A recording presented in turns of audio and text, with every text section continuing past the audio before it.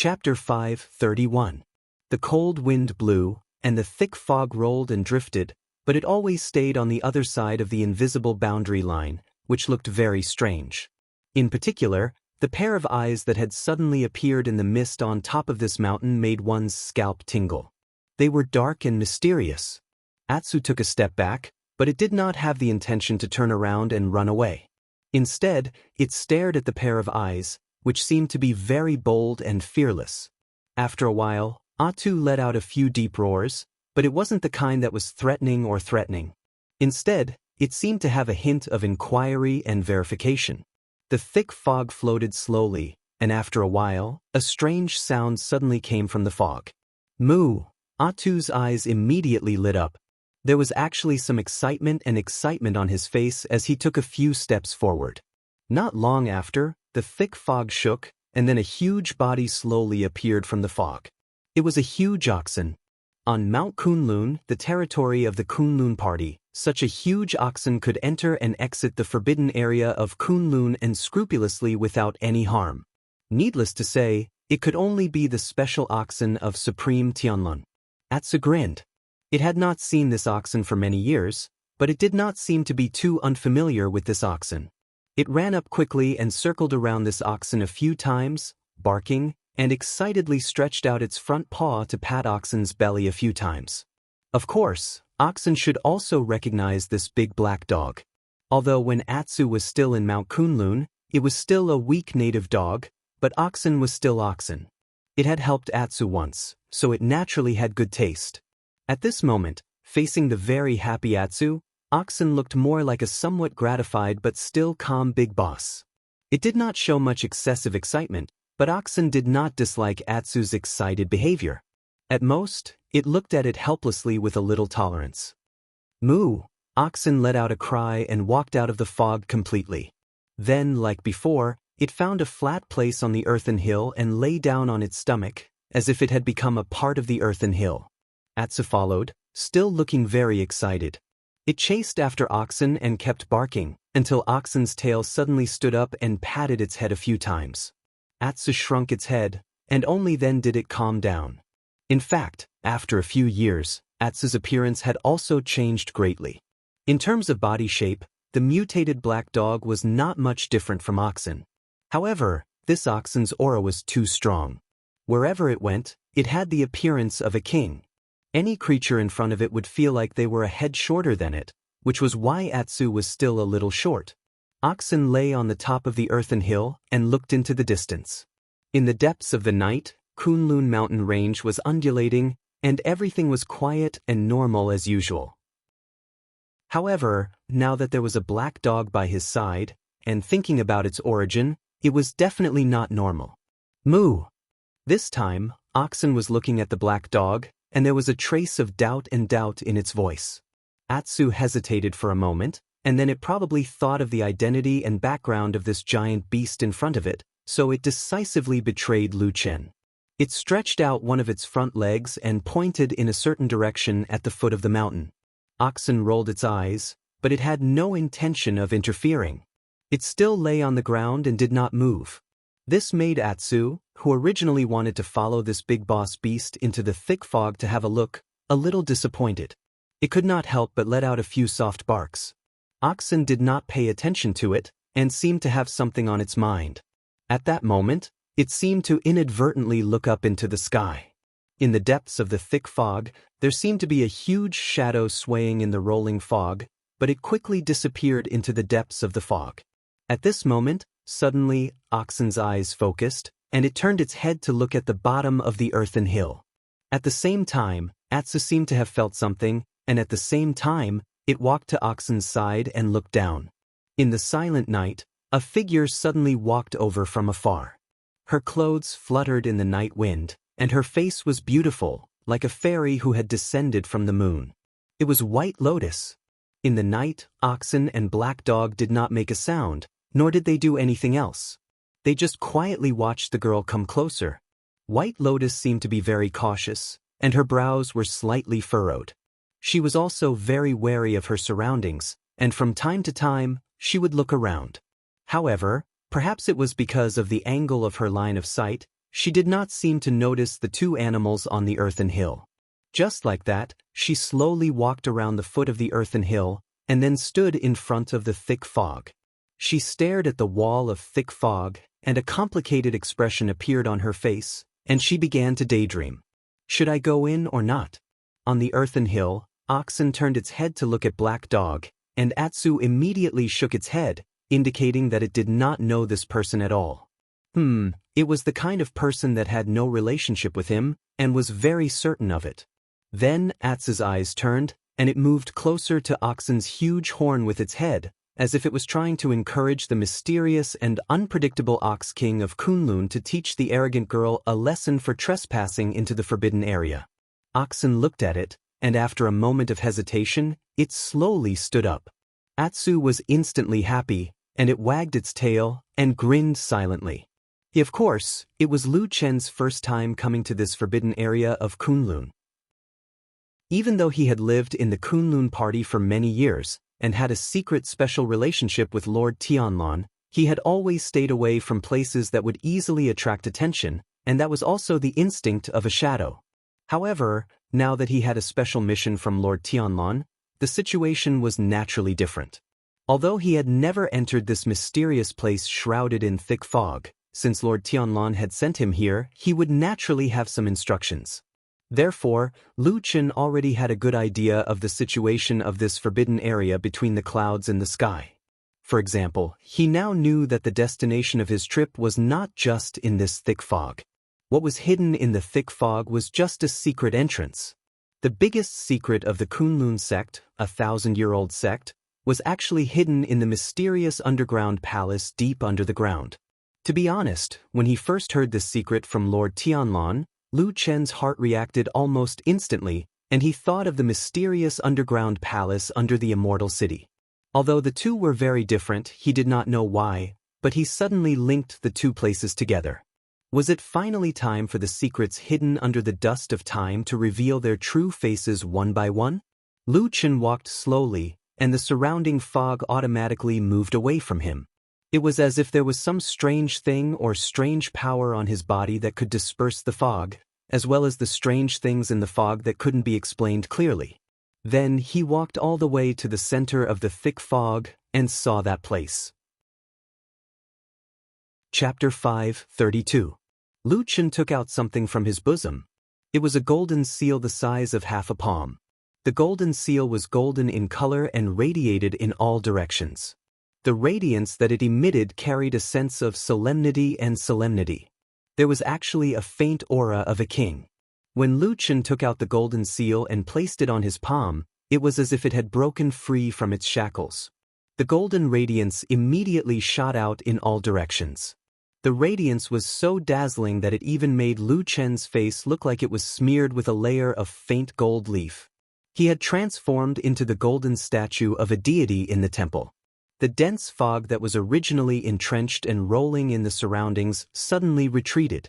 Wherever the golden radiance passed, the fog that could not disperse in time was directly fixed by the radiance. Then, it forcibly evaporated and disappeared. In that short period of time, one could still vaguely hear some low, frightened, mournful screams bursting out from the depths of the thick fog. They were filled with despair and fear. Wherever the golden radiance passed, there seemed to be no dark corners that could be hidden. Lu Chen stared at the golden seal in his palm. There was a trace of a complicated expression on his face. He gently rubbed it. From his fingertips, he felt that it was hard to the touch. On top of the golden seal was carved a lifelike golden dragon. It bared its fangs and brandished its claws. It had a powerful and imposing aura. Its glaring eyes seemed to have a power that looked down on the world. When he gently turned the golden seal over, he saw that under the square seal base, there was only one word engraved: heaven. This golden seal was, of course, a treasure. Moreover, it was a unique treasure in the heavenly realm. However, the people in the world who knew of its existence were as rare as phoenix feathers and unicorn horns. To be exact, for thousands of years, there had never been more than 2 people who knew of this golden seal. Many years ago, this golden seal was called the Tianshou seal. It was said that the original meaning was to live as long as the heavens. Later on, someone gave it another name. It was called the Kunlun seal. Legend has it that this golden seal was forged from the essence of the majestic Kunlun mountain range by the gods of ancient times. It was the essence of the mountains, the crystallization of the earth. Then this treasure suddenly disappeared from history, never to be seen again. Or perhaps it had appeared before, but other than the owner of the treasure, everyone else who saw it was dead. Yes, since ancient times, this Kunlun seal had always been silently passed down among the inheritors of the heavenly Taoist name, and it had never been shown to the outside world, even to those of the same sect who were as close as brothers. From Tianhong to Tianlan, and from Tianlan to Tianyi. These words were said by perfected Lord Tianlan to Lu Qin. That day, when he handed the Kunlun seal to Lu Qin, perfected Lord Tianlan's expression seemed so relaxed, as if a heavy burden had been lifted from his shoulders. He looked at Lu Qin with a smile and an expression that seemed to be filled with an indescribable trust. What else could prove perfected Lord Tianlan's sincerity better than this? With the Kunlun seal and the knowledge of the ancient secrets, one could freely enter and exit the forbidden area of Kunlun. One could also know and master the biggest secret in the history of the Kunlun party. If this wasn't trust, then what was trust? If this wasn't regarding him as an inheritor and wanting to entrust everything to him, then what was? Lu Qin clenched the golden seal in his hand. He looked at the scene in front of him, which was almost exactly the same as what perfected Lord Tianlan had said. There was no change at all. He frowned, and for the first time, a hint of doubt slowly appeared on his face. Could it be that the damn Baldy, was he really sincere to him? Was everything he said true? Could it be that all this time, his unshakable wariness towards this person was actually all wrong? Lu Qin silently stared at the ground in front of him. Countless scenes of the past flashed through his mind, but he temporarily put them to the back of his mind. The golden seal's light flowed and flickered. An invisible force spread out. Then, without a sound, a bottomless hole that led to the dark and deep underground appeared in that mysterious land. He still had something to do. The biggest secret hidden in the Kunlun Mountains was the purpose of his trip. He clenched the Kunlun seal in his hand, took a deep breath, and then jumped down. The hole was very deep and very dark. He couldn't even see his fingers in front of him. However, the golden light of the Kunlun seal could illuminate the surroundings. Therefore, Lu Qin saw that even in this deep underground cave, there was still a dense fog. Behind the fog, there seemed to be more mysterious and strange things, bigger and scarier. Those things seemed to be sentient. They sensed that someone had suddenly intruded into this mysterious place. Therefore, they were all angry, or rather, they were all ecstatic and excited. Countless thick fog surged wildly and swarmed toward Lu Qin from all directions. It was as if the omnipresent darkness was laughing and roaring, wanting to devour everything. Until the golden light stopped in front of the fog. The golden light was like the solemnity of an emperor, blocking all the darkness 3 feet away. Wherever the light reached, the darkness turned into ashes. The things in the darkness roared furiously, but no matter what, they didn't dare to get close to the golden light. Lu Qin looked at the terrible scene around him expressionlessly. As he fell faster and faster, the surrounding dark fog began to appear with lightning-like silver lights. They tore through the darkness and wandered in every corner of the fog like ghosts. Sometimes they disappeared, sometimes they burst out, as if they had moved all the thunder in the sky into this abyss. When Lu Qin fell, all of a sudden, all the electric lights soared into the air, and suddenly there was a shrill and creepy sound in the air. At that moment, the golden light was suddenly compressed, and suddenly rolled back to less than a foot away from Lu Qin. The wind whistled, and the thick fog pressed forward. When it was so close, it was as if there was only darkness in front of him, as if there was a devil opening its terrifying mouth in front of him. Behind him, above him, and in all directions, he was surrounded by the evil spirits in the fog. The next moment he would be torn apart. Lu Qin closed his eyes and no longer looked at the terrible scene around him. He just tightened his grip on the Kunlun seal in his hand. The dazzling golden light once again became bright. Although it was slow but steady, it slowly expanded in all directions. Countless low growls, with disappointment and resentment, came from the darkness and then slowly went away. The electric lights disappeared, the terrifying power that could make people crazy dissipated. The darkness became silent again, and then Lu Chen's falling speed also suddenly began to slow down. Breathing deeply, Lu Chen once again opened his eyes. Those terrible scenes seemed to be left in the darkness above his head and no longer appeared in front of his eyes. Only he himself knew that his back was already drenched in sweat.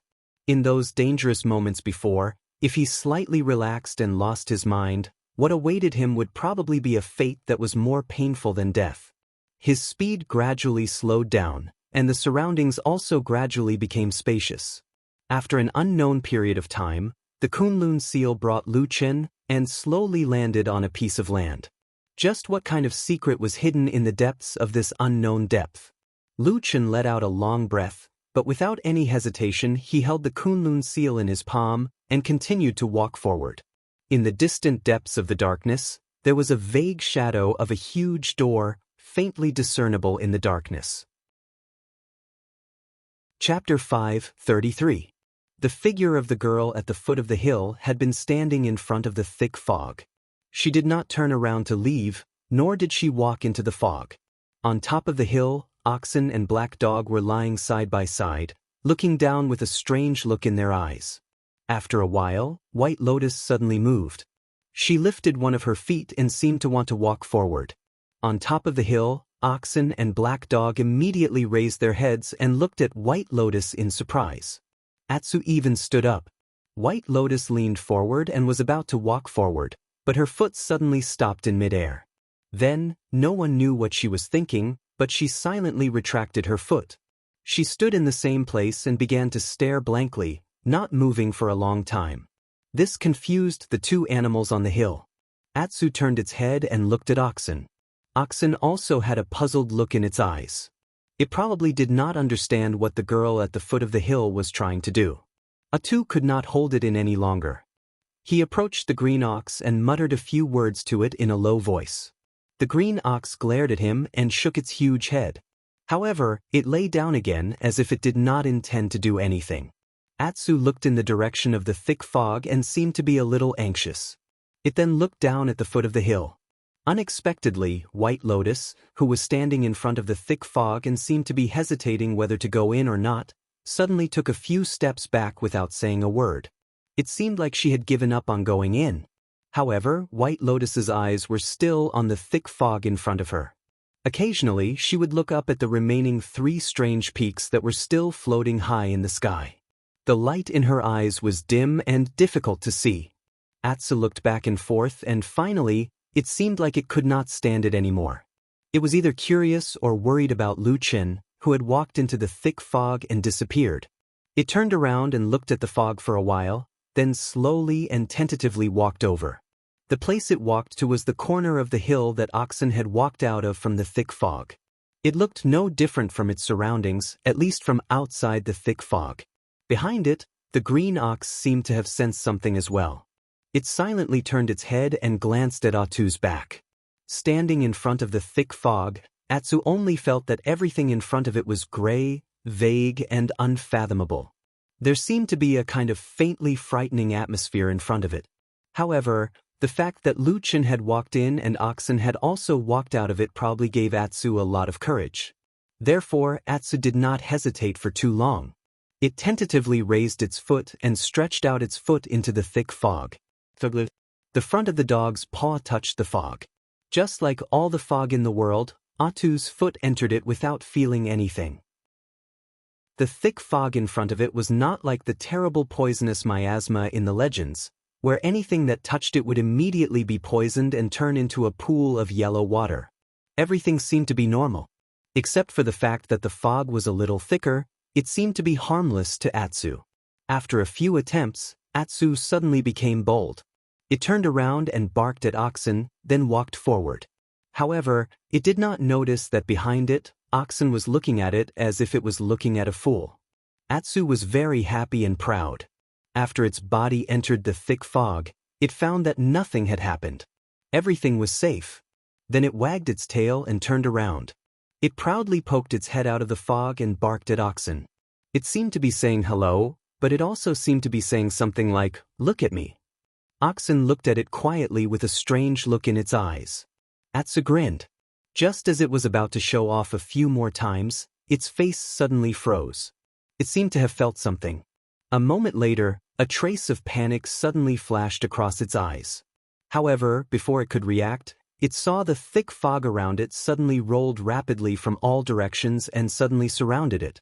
Atsu whined, and then its whole body seemed to be suddenly lifted into the air. Then, with a swoosh, the dog's head, which was the only thing left outside the fog, was suddenly dragged into the thick fog. Only a faint hole was left, and then it was immediately filled by the surrounding fog. In the depths of the thick fog far away, the angry and panicked barks of the black dog could be vaguely heard. Oxen rolled its eyes and seemed to sigh helplessly. Then it stood up and slowly walked into the thick fog, step by step, into the depths of the fog. About 10 feet away from the thick fog, White Lotus, who was hesitating and pacing back and forth, suddenly raised her head and looked in front of her with a somewhat surprised expression. At that moment, when she was hesitating and struggling in her heart, she suddenly seemed to hear a strange sound coming from the depths of the thick fog in front of her. It seemed to be a scream, a little panicked and a little shrill. Perhaps it was because of this that White Lotus actually could not tell what it was. Was it a human, a beast, or one of those mysterious spirits and ghosts in the legends? This thick fog sealed off the forbidden area of the Kunlun party. For many years, the Kunlun party had forbidden ordinary disciples to come here. In other words, great cultivators who were above the level of Zhenren Yuaning would have some opportunities to go to the 4 strange peaks above the clouds in the sky to cultivate. However, this place on the ground seemed to have always been a place that only the few people with the highest status could enter. In other words, in the past 100 years, it seemed that the only people who could set foot in the forbidden area of Kunlun were Lord Tianlan and her deceased master Hakushin Jinkuan. Until today, there was a third person, Lu Chen. Carrying the strange order secretly given by Lord Tianlan, White Lotus of course knew that the final destination of Lu Chen's journey to the west was the forbidden area of Kunlun. Therefore, although she was cunningly thrown off by Lu Chen halfway, she was very angry but not flustered. She directly returned to the Kunlun party and sneaked into the vicinity of the forbidden area of Kunlun Mountain. After waiting patiently for a period of time, as expected, Lu Chen also came here with Black Dog. However, along the way, the matter of probing Lu Chen that was originally given to her by Lord Tianlan had completely failed. If it failed, then so be it. Anyway, when the time came, she just had to find a way to evade it. Otherwise, there was no better way. However, the forbidden area of Kunlun in front of her made White Lotus feel a little conflicted. Many years ago, when she was still a disciple of Hakushin Jinkuan, she lived on the winter peak of the 4 strange peaks. At that time, she looked down from the sky. Of course, she could see the thick fog on a sunny day. She used to be curious about what was in the forbidden area. However, now that time had passed, even the winter peak had been destroyed in the mountain. Naturally, the feelings of the past were no longer there. Even if it was her, she was just a pitiful person who lived under someone else's roof and had to rely on someone else.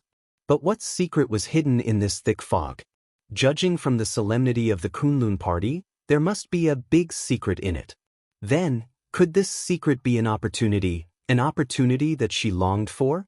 No matter who it was, falling from the high clouds to the dust all of a sudden, from a proud daughter of heaven to a puppet whose life and death were in the hands of someone else, everyone would feel indignant and want to break free. No matter how big the price was, they would be willing to pay. White Lotus's expression kept changing.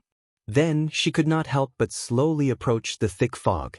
In the next moment, she suddenly gritted her teeth, and then she strode forward and walked into the mist as well. She was walking towards her unknown fate. Chapter 5:34. In the dead of night, the Kunlun Mountains, shrouded in darkness, looked like a giant who had fallen asleep. The Kunlun party's curfew had been passed down for many years, and it hadn't changed to this day. In the pitch-black night, most places were shrouded in darkness. Except for the Kunlun party's sect leader, a certain corner of the Jianghu hall where the sect leader of the Kunlun party resided. The current Kunlun party's acting sect leader, the Thousand Lantern sect leader, was still awake. He was sitting in front of a desk with a lit candle on it.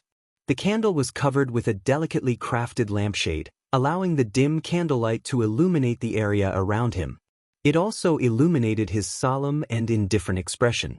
The Kunlun party had been established for thousands of years. Naturally, it had already seen countless worldly affairs in the world. Occasionally, an accident happened to the sect leader, and the sect would nominate a temporary sect leader to take over the position. But of the people sitting in this position, he was probably the only one who hadn't removed the word acting from his title for so long. Under the candlelight, there was nothing on the smooth and flat table. There was only a letter placed in front of the Thousand Lantern sect leader. The Thousand Lantern sect leader's gaze fell on the letter. There were a few lines of words on it, heavy and powerful, with an extraordinary bearing. The meaning between the lines was also very simple. In the next few days, the strength of the patrolling guards on Kunlun Mountains should be relaxed. There wasn't even a signature at the end of the letter, and the words between the lines were all direct narration without any honorifics. Although he didn't scold or hurl insults, his words were straightforward, and there was a faint condescending and superior tone that seemed to be on the verge of bursting out.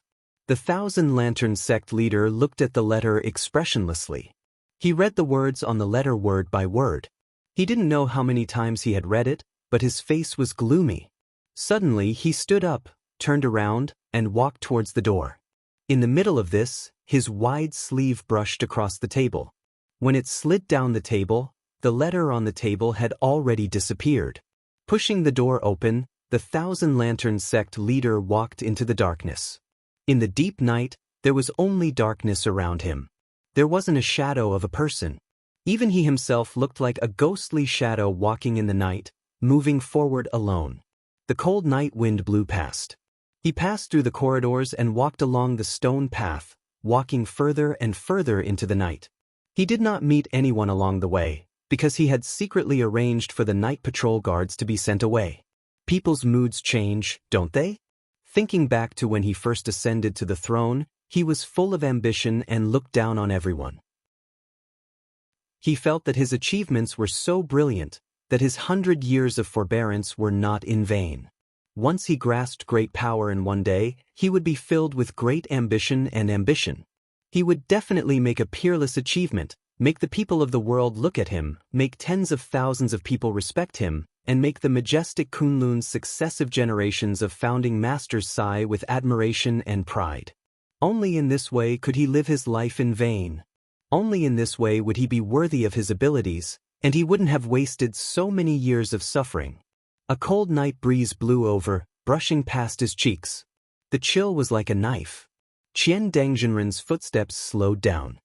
He looked at the sky, the corner of his eyes slightly twitching, but there was grief and indignation in his eyes. But who would have thought that things would turn out like this?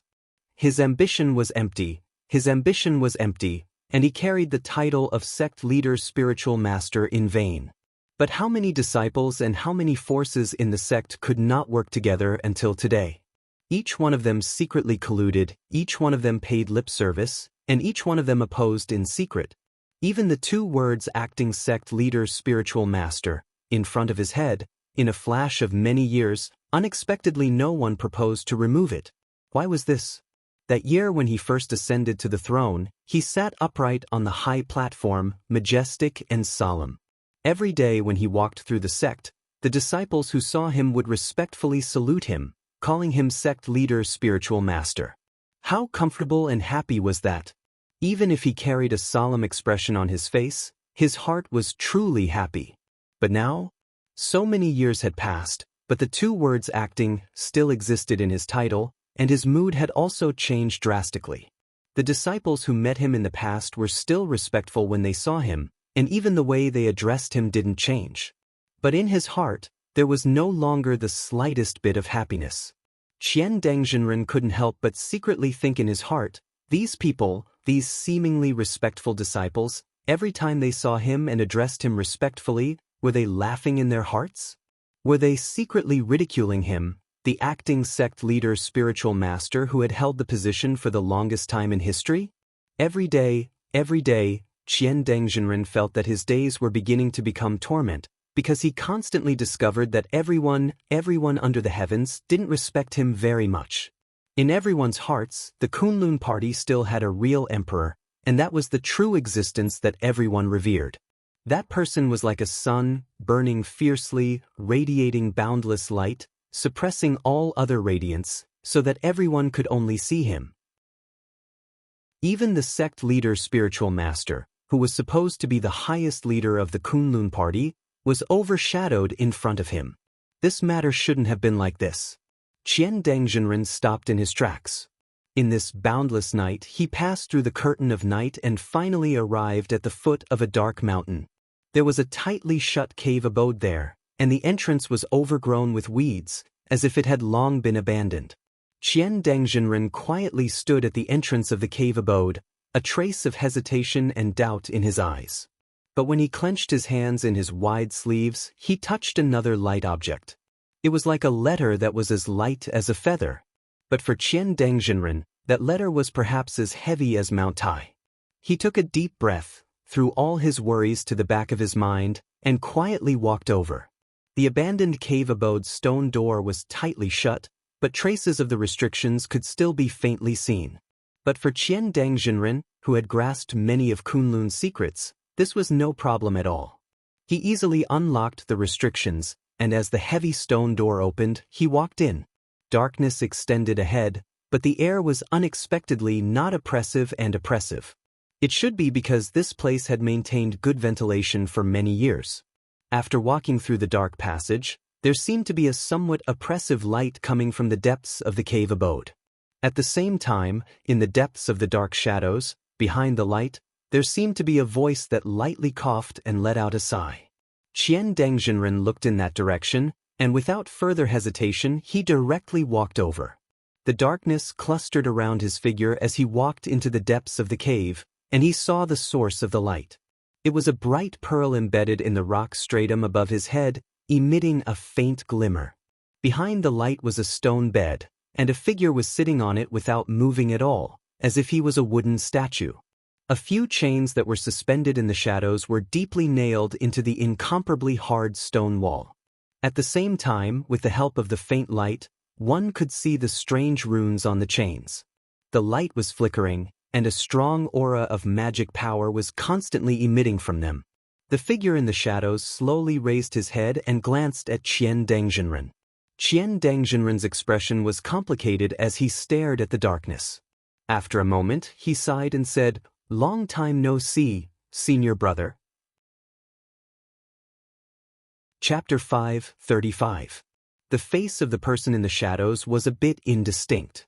His long hair draped over his shoulders, but he didn't appear unkempt. His clothes could also be considered neat and tidy, as if he had lived in seclusion for a long time. He raised his head and looked at Thousand Lantern, who had just walked in. His eyes faintly flickered in the darkness outside of the luminous pearl's light. After a while, the person's body moved as if he wanted to get up, but a strange sound suddenly came from his surroundings. The iron chains hidden in the shadows trembled, and several of the strange runes that were filled with the aura of spiritual power lit up. As a result, he quickly sat back down and let out a muffled groan as if he was in pain. But he quickly regained his composure and nodded to Thousand Lantern. "Long time no see, junior brother Thousand Lantern. It's inconvenient for me to move around here and I can't get up to greet you. You can do as you please." Thousand Lantern Taoist was speechless. He looked around and saw that there wasn't even a stone bench in the stone room. Even if there was a stone bench, it probably wouldn't be of any use. After a moment of silence, he walked over to the side of the stone bed where the figure was. He didn't care about the dust that fell from the bed and just sat down on the edge of the stone bed. At this moment, the distance between Thousand Lantern Taoist and that figure was only about an arm's length. That person had been sitting in the shadows and looking at Thousand Lantern Taoist. He seemed to be very calm and didn't show any signs of anger. Instead, he looked at Thousand Lantern Taoist's expression and suddenly smiled. Then he said, "What's wrong? You look like you've encountered something difficult." Taoist Qiandeng's hands were hidden in his sleeves. Because of the position he was sitting in, half of his face was exposed to the light of the luminous pearl, while the other half was hidden in the shadows. At first glance, he seemed to be divided into two halves by the light and the darkness. Black and white were distinct, but his expression was uncertain. After hearing the question from the person in the shadows, Thousand Lantern was silent for a moment before replying, "I didn't think that sitting in this position would be so difficult." The man stared blankly for a moment. He probably didn't expect Thousand Lantern Taoist to say such a thing to him. After a while, he smiled bitterly and shook his head without saying anything. Taoist Master Qiandeng asked again, "Shi Xiang, when you were the sect leader, did you have the same feeling as me?" That's right. In the entire Kunlun party, the only person whom Taoist Master Qiandeng would address as senior brother was the former sect leader Taoist Master, who was now forced to go into seclusion due to severe injuries. In the past, his name had shaken the world, but today he was a prisoner, unable to see the light of day, and dying without a sound. If it was anyone else, perhaps such a fortuitous encounter would drive them insane. However, Perfected Idol Month seemed to be able to remain calm. From the beginning to the end, his expression and words did not change much. After hearing Taoist Master Qiandeng's words, he pondered for a moment before replying in a soft voice, "You have martial uncle Tianlan above you now, but when I was in your position, there were two great gods, my master and martial uncle Tianlan above me." Taoist Master Qiandeng was silent. After a while, he turned his head to look at Perfected Idol Month. In the darkness, Perfected Idol Month also looked at him. Their gazes met and a moment later, they both smiled bitterly. Looking at such a situation, probably no one would have thought that on a certain full moon night a few years ago, the two of them would be archenemies who couldn't coexist like fire and water. "You didn't come here today just to vent your grievances to me, did you? Is there anything else?" Perfected Idol Month asked. Taoist Master Qiandeng frowned and pondered. His eyes swept over the inconspicuous but frightening dark chains around Perfected Idol Month. After a while, he said softly, "When I rose up, I wanted to get rid of you, and I also wanted to sit in the position of sect master. The expectations of generations of masters of Baichao Tang are all on me, and I must do it." Perfected Idol Month nodded and said, "I understand." The corner of Taoist Master Qiandeng's eyes seemed to twitch slightly, and then he said, "But I thought about killing you, but I didn't think he would imprison and torture you like this. I really don't understand why he didn't just kill you directly." Taoist Master Idol Moon also became silent. Perhaps it was because the mentioned by Taoist Master Qiandeng was too powerful and carried a boundless and terrifying pressure. Even though he wasn't here, the two of them still felt suffocated and oppressed. He just sighed and said with a wry smile, "Martial Uncle's heart is as deep as the sea. Who knows what he is thinking?" Taoist Master Qiandeng was silent for a while, and then he said, "I once asked Martial Uncle Tianlan about this. He told me that since ancient times, there have been many internal conflicts in the Kunlun party, but there has never been a case of killing a sect master." Perfected Idol Month was stunned, and then he shook his head with a wry smile. After he finished speaking, Taoist Master Qiandeng's expression was similar to Perfected Idol Month's. Of course, such words had no credibility. Since ancient times, the Kunlun party had never killed a perfected cultivator of Huashan realm in an internal conflict. Then what about Hakushin Jinkun? Perfected Idol Month closed his eyes, looking quiet and serene. Even though he was not free at the moment, he still looked a little like the solemn and dignified old days. After a while, he lowered his voice and said, "Junior brother Qiandeng, if you have anything to ask me, just ask. I'm already like this, so why can't I say it?" Taoist Master Qiandeng frowned and looked at Perfected Idol Month with some hesitation. But after a while, he seemed to think of all the shackles of time in the past few years, and finally he slowly leaned toward Perfected Idol Month. "Senior brother, you've been the sect master for many years. How much do you know about the forbidden area under the clouds in the sky behind the mountain?" The soft and low voice began to echo in this unknown and dark cave. It was always easy to get lost in the dark. Sometimes, they would lose their direction. Sometimes they would lose their sense of time. Sometimes they would even lose themselves. They would feel that everything in the past was wrong. However, when they wanted to choose a new path, they would either find that it was too late, or they would see only darkness in front of them. There was no light at all. When Lu Chen walked in the darkness, in the silence, his mind inexplicably recalled the first half of his life. Like a shadow, he often lived in the dark and walked behind the light until one day he personally shattered the darkness. He had never regretted it, and he could not regret it. Because when he stabbed Yun Shouyang's back with his saber, he was destined to have no way out. He was a shadow, but he was destined to belong to the light. He raised his head and stopped walking. The huge door appeared in front of him.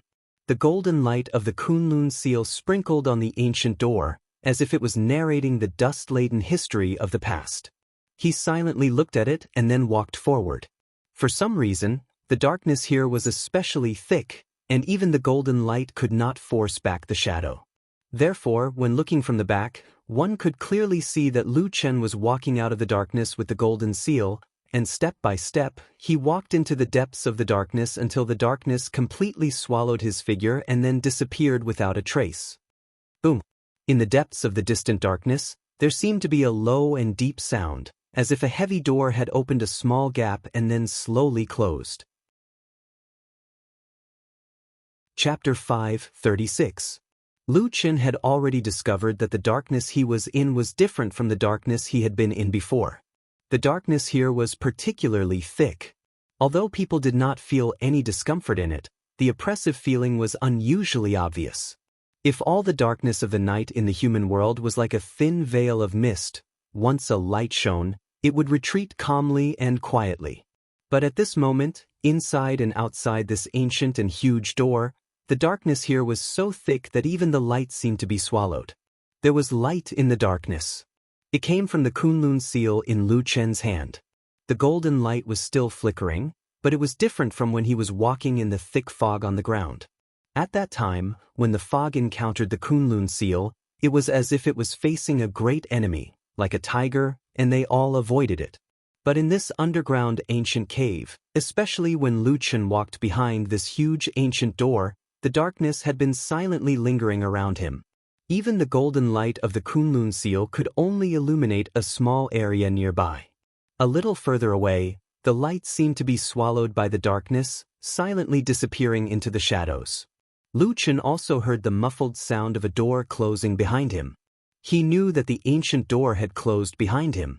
From this moment onwards, everything suddenly became quiet, and there was only darkness in front of him where he couldn't even see his own fingers. Lu Chen took 2 steps back, and his back leaned against the incomparably hard door. A cold air seeped into his body through his clothes.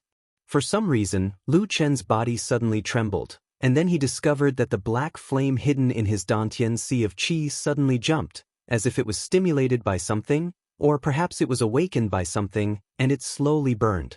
In his eyes in the darkness, 2 clusters of black flames began to appear and burn fiercely. Lu Chen was taken aback. He quickly recalled that a few years ago, when he was still in the Kunlun party, the black fire in his body was suddenly awakened. He was also very shocked at that time, but he could not figure out where the black fire in his body, which was similar to the black fire in his body but had an obviously primitive and ancient aura, came from. Until today, he suddenly understood that the source of that power was here. In the depths of Kunlun Mountain, apart from the things that Supreme Lord Tianlon had told him in private, there was another side to the great secret that had been hidden for 1,000 years. His expression became somewhat strange and wonderful in the darkness, and an indescribable feeling emerged in his heart. After standing still for a moment, Lu Chen finally made up his mind and began to walk forward. The darkness was as deep as the sea, completely obscuring one's vision. As far as the eye could see, there was almost no light except for the Kunlun seal in his hand.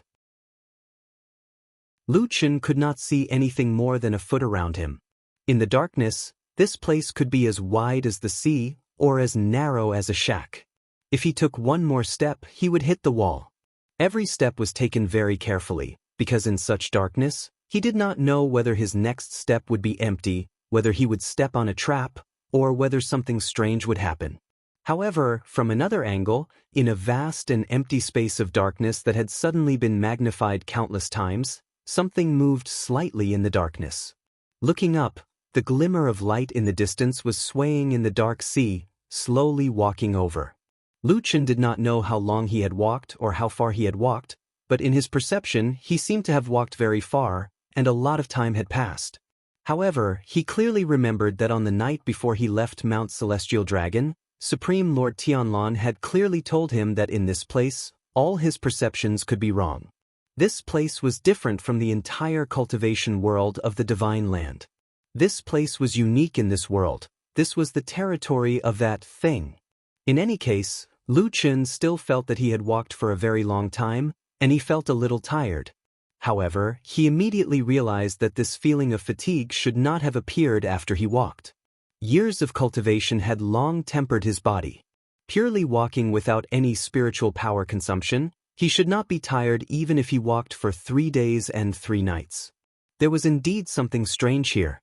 He stopped and looked around attentively. However, except for a few feet of space, he could not see anything else.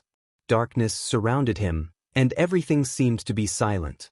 Suddenly, there was a flash of light. It was the light on the Kunlun seal in his palm, which suddenly swayed. Lu Chen immediately felt it and looked down at the Kunlun seal. He saw that the golden seal, which was originally shining with golden light, was now as lustrous as before, but the light it emitted could not penetrate the surrounding darkness. And this golden light, which had been very stable all the way, suddenly shook at this moment. The light on the golden seal flickered, like a human's heartbeat, or like the breathing of a beast, constantly expanding and contracting. Suddenly, Lu Chen seemed to hear something. It was a movement that slowly came from the deepest part of the darkness. Hiss! The sound was not loud, and it was a little vague, making it unclear and unreal. He faintly felt that there was something rubbing against the hard ground and rocks. And not long after, the sound disappeared, as if it had never existed. Was it an illusion? Lu Chen raised his head. Suddenly, a chill blew from the front. It was a cold wind, and it also carried a trace of indescribable fishy smell. Hiss! The same vague sound appeared again, but this time it was clearer and closer. Lu Chen even lowered his head to look at the ground under his feet, because at that moment, when the sound sounded, he actually felt the ground under his feet was slightly trembling. That sound seemed to be slowly approaching him in the darkness. A cold, tyrannical, and indifferent aura slowly seeped out of the darkness, and the darkness began to faintly roll in front of Lu Chen's eyes. In the distance, nearby, the ground trembled, and an incomparably huge shadow slid and slid. The shadow hovered like a mountain, surrounding the unusually small human figure in the middle. Lu Chen did not speak, nor did he shout. He just gritted his teeth, silently raised the Kunlun seal in his hand, raised it to the highest point, and then opened his palm. Golden light emitted from the Kunlun seal, shining brightly and solemnly. The surrounding sound quieted down, and after a moment, suddenly a light lit up beside Lu Chen. It was a white and dazzling light, reflecting the huge, pale teeth. Yes, it was the head of an almost indescribable giant beast that suddenly appeared beside Lu Chen. Its mouth was even twice the size of Lu Chen's, and its sharp fangs were exposed, reflecting the Kunlun seal. Hiss! The strange sound echoed again, and the huge shadow in the darkness slowly straightened its body in front of Lu Chen. Chapter 537. The thick fog looked very calm from the outside. At most, only the fog on the surface was rolling slowly. As for the situation inside the fog, it was impossible to see at all. Therefore, when most people saw this fog, they would subconsciously feel that there was something strange in it, or that there were all kinds of mechanisms and traps that were hard to guess. However, they would never think that there was anything wrong with the fog itself. However, this thick fog itself was a very strange existence. Not long after Black Dog entered the thick fog, he understood this. At that time, he took a few steps at the edge of the fog and even poked his head out to greet Oxen triumphantly. Then an accident happened. The fog around him seemed to have suddenly come to life, turning into something extremely terrifying and powerful. All of a sudden, it rushed in from all directions, grabbed Atsu's body, and then pulled Atsu into the depths of the thick fog. Caught off guard, Atsu was immediately grabbed, leaving only a hole in the shape of a dog's head at the edge of the fog outside. It was somewhat comical, and then it was quickly filled by other fog. After that, all that was left in front of Atsu's eyes was a blur. At the same time, countless terrifying and sharp whistling sounds rang out beside his ears, like the wailing of ghosts and the howling of wolves. There were also several cold auras that tightly hung onto his fur, twisting and twisting, wanting to drill into his body. It felt as if it had suddenly fallen into a nest of poisonous snakes, and there were suddenly tens of thousands of snakes around it. Of course, Atsu could not just sit and wait for death. Even if it could not, it was still roaring and struggling, desperately pulling. Needless to say, after the transformation, the big black dog's bloodline and strength were already at the top level of the holy beast of the southern border. Its strength was indeed different from the past.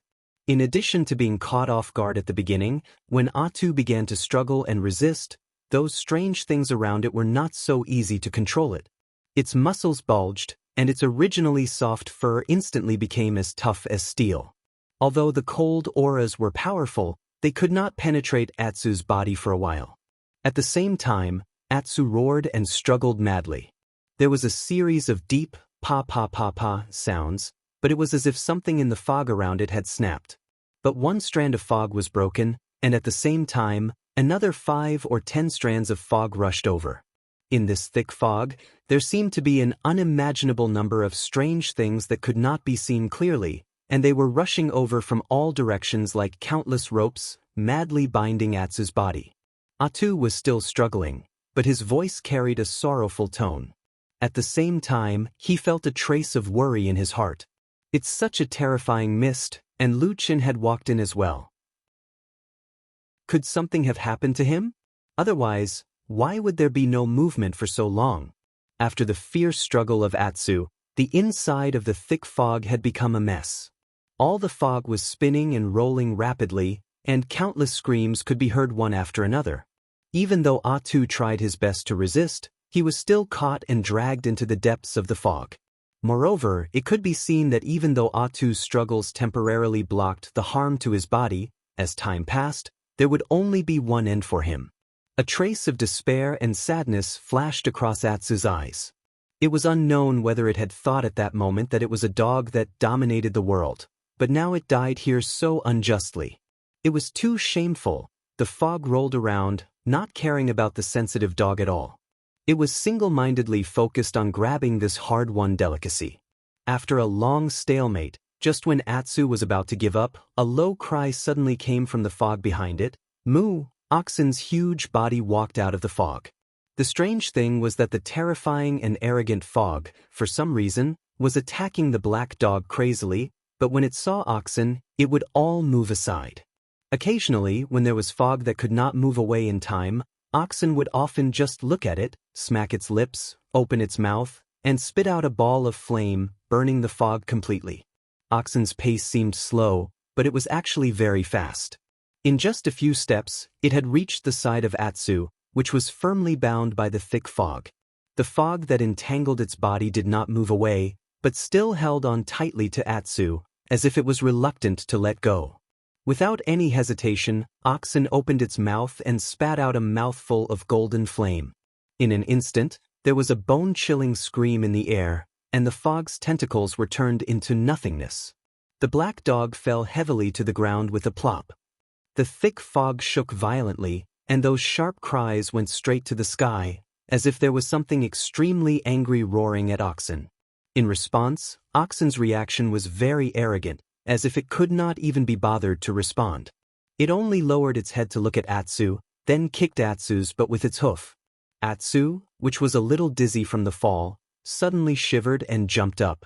When it saw Oxen standing beside it, its eyes instantly widened. Then, it looked at the strange thick fog around it, and Atsu's mouth opened wide. When it looked at Oxen again, its eyes were filled with awe. It looked just like when it first walked to the small mountain filled with spirit beasts on Kunlun Mountain and looked up at Oxen at the top of the mountain. This was not an ordinary oxen, It was a god in the spirit beast world. Being stared at by this black dog with such a fervent and admiring gaze, even oxen could not stand it. It let out a low moo, then turned around and prepared to leave. Atsu hurriedly followed.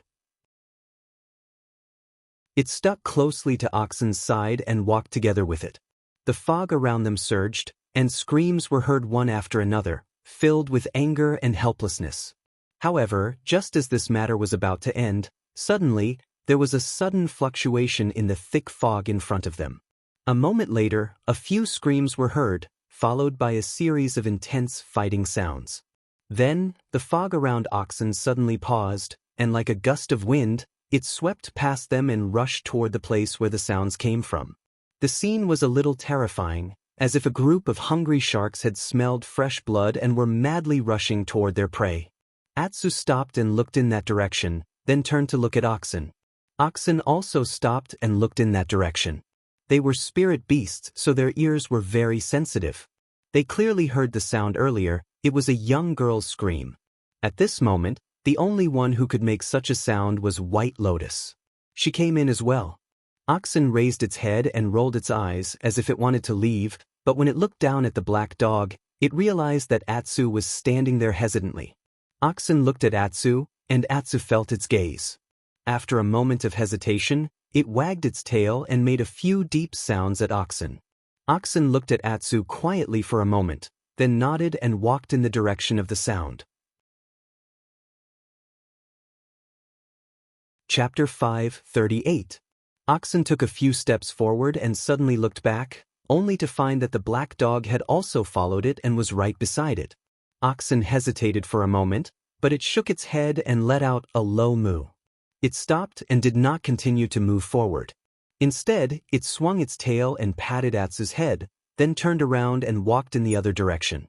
Atsu was a little stunned, but it still followed it. Just like that, it followed Oxen for a while and walked out of the thick fog. However, this place was, of course, not the top of the hill where it had just entered. Looking at the surroundings, it was somewhat similar to the place where White Lotus was standing just now. Oxen brought Atsu here. When it felt that it was safe, it barked at it twice, then turned around and walked back into the thick fog. Its meaning seemed very clear.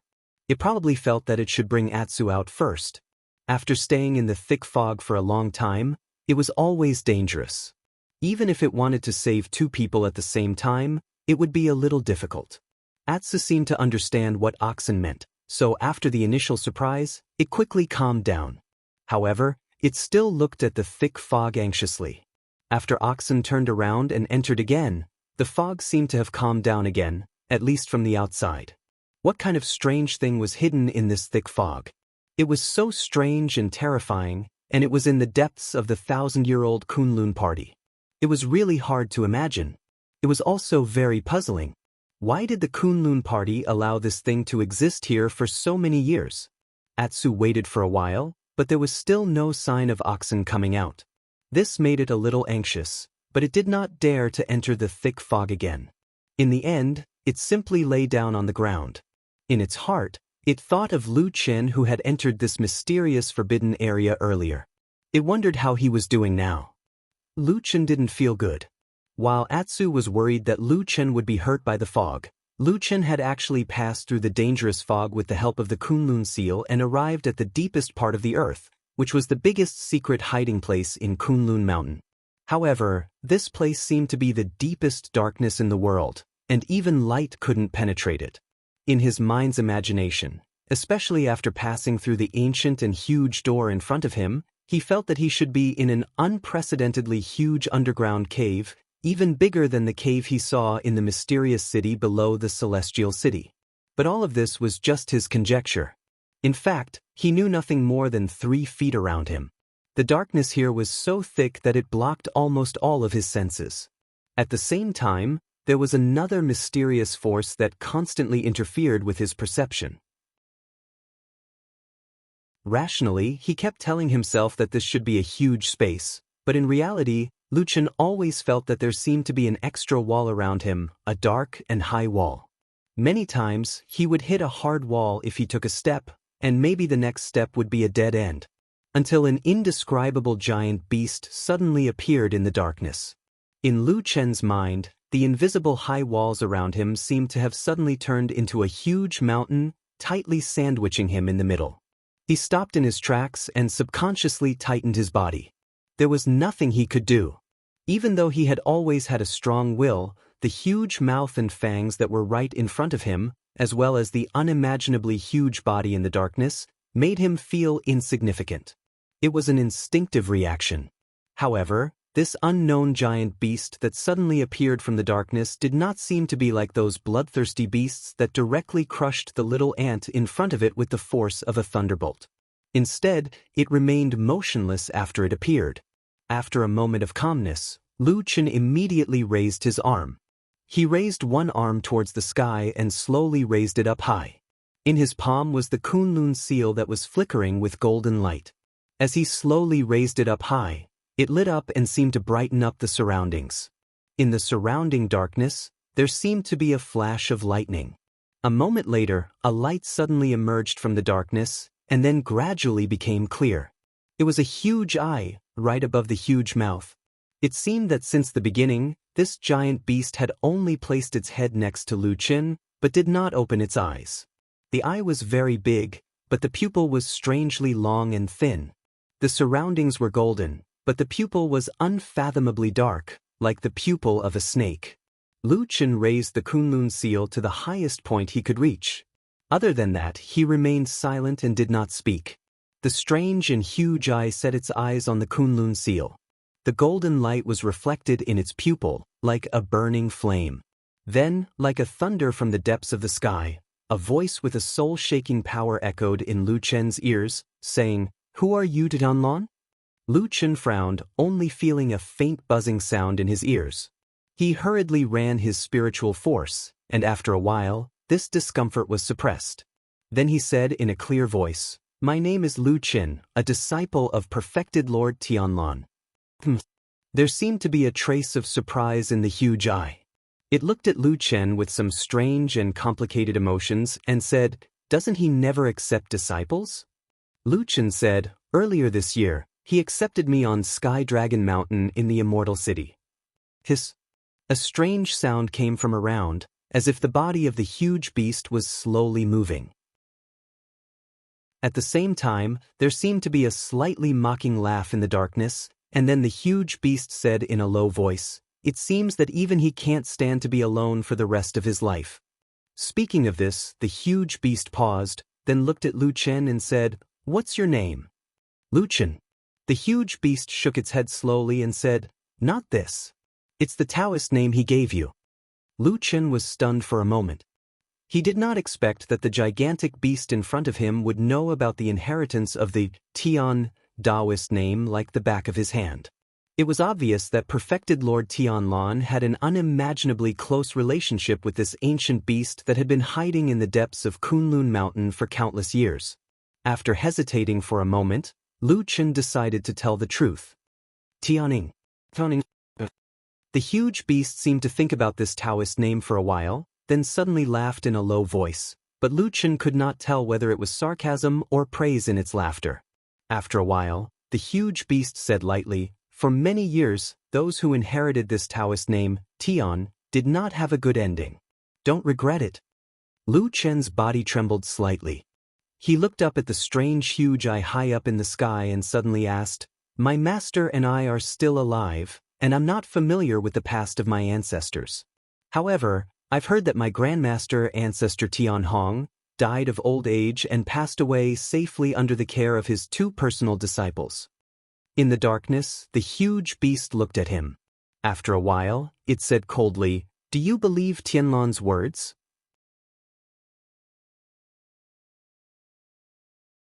Chapter 539. Did you believe Tianlan's words? After so many years, did you still believe that damn Baldy? From that little boy to the shadow that blended into the darkness, from a wandering street to a cold-blooded killer, how many years have passed together? Now let me ask you, is he still trustworthy? Is he really trustworthy? Lu Chen stared at the strange huge eye in the air, his face expressionless and unusually calm. After a while, he said, "I believe you." Haha. The giant beast in the dark sneered.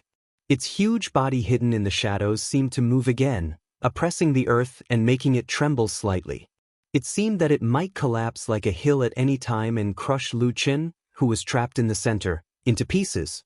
However, the hill did not collapse. Except for a few sneers, the giant beast did not do anything else and just remained silent to Lu Qin. After a while, it said coldly, "Why didn't Tianlan come to see me himself?" Obviously, Lu Qin had had a very in-depth conversation with Supreme Tianlan before he came here, so he did not hesitate to answer the question of the giant dark beast. He answered directly, "He can't leave." Now the situation in the Immortal City seems calm, but in fact, undercurrents are surging. We can't afford to be careless. My master must stay in the Immortal City and can't leave. The giant beast snorted, obviously disapproving of this reason. In fact, in the eyes of this level of giant beast, the power struggles that human beings valued were only ridiculous. But other than that, it did not have any other reaction. It just asked again, "Then what are you doing here?" Lu Qin took a deep breath and tightened the Kunlun seal on his palm. Then he said, "My master asked me to tell you that it's time." In the dark world, because of the light of the Kunlun seal, the strange eye of the giant beast, and the conversation between Lu Qin and the giant beast, this originally cold and lonely world had some business. However, after Lu Qin said those words, everything around him seemed to have suddenly changed. The light was still the same, and the figure was still the same, but the atmosphere had completely changed.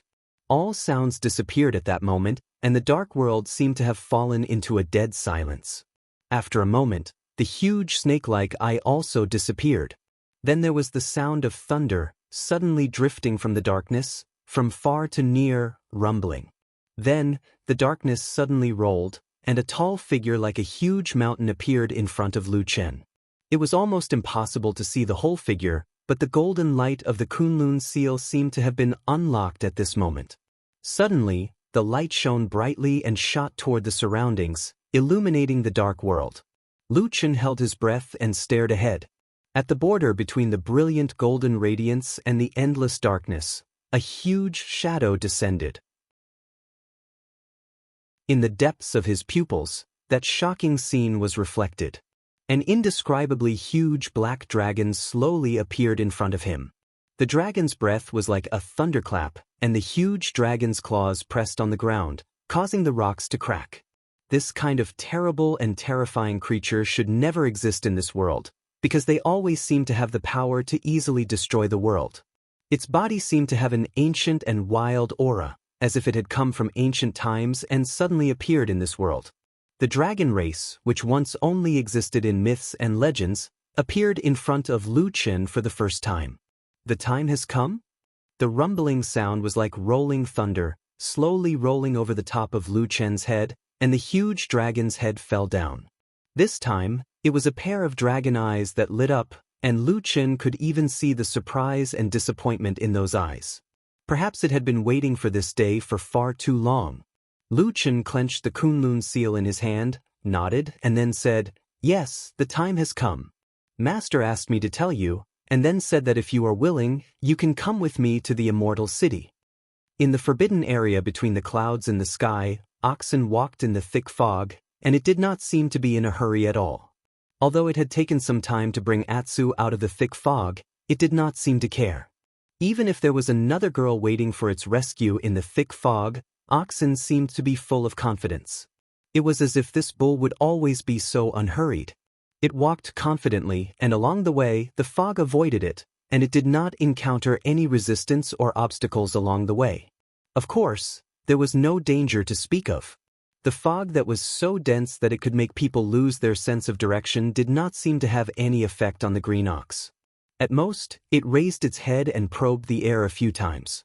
Then, it quickly determined the direction and walked in that direction.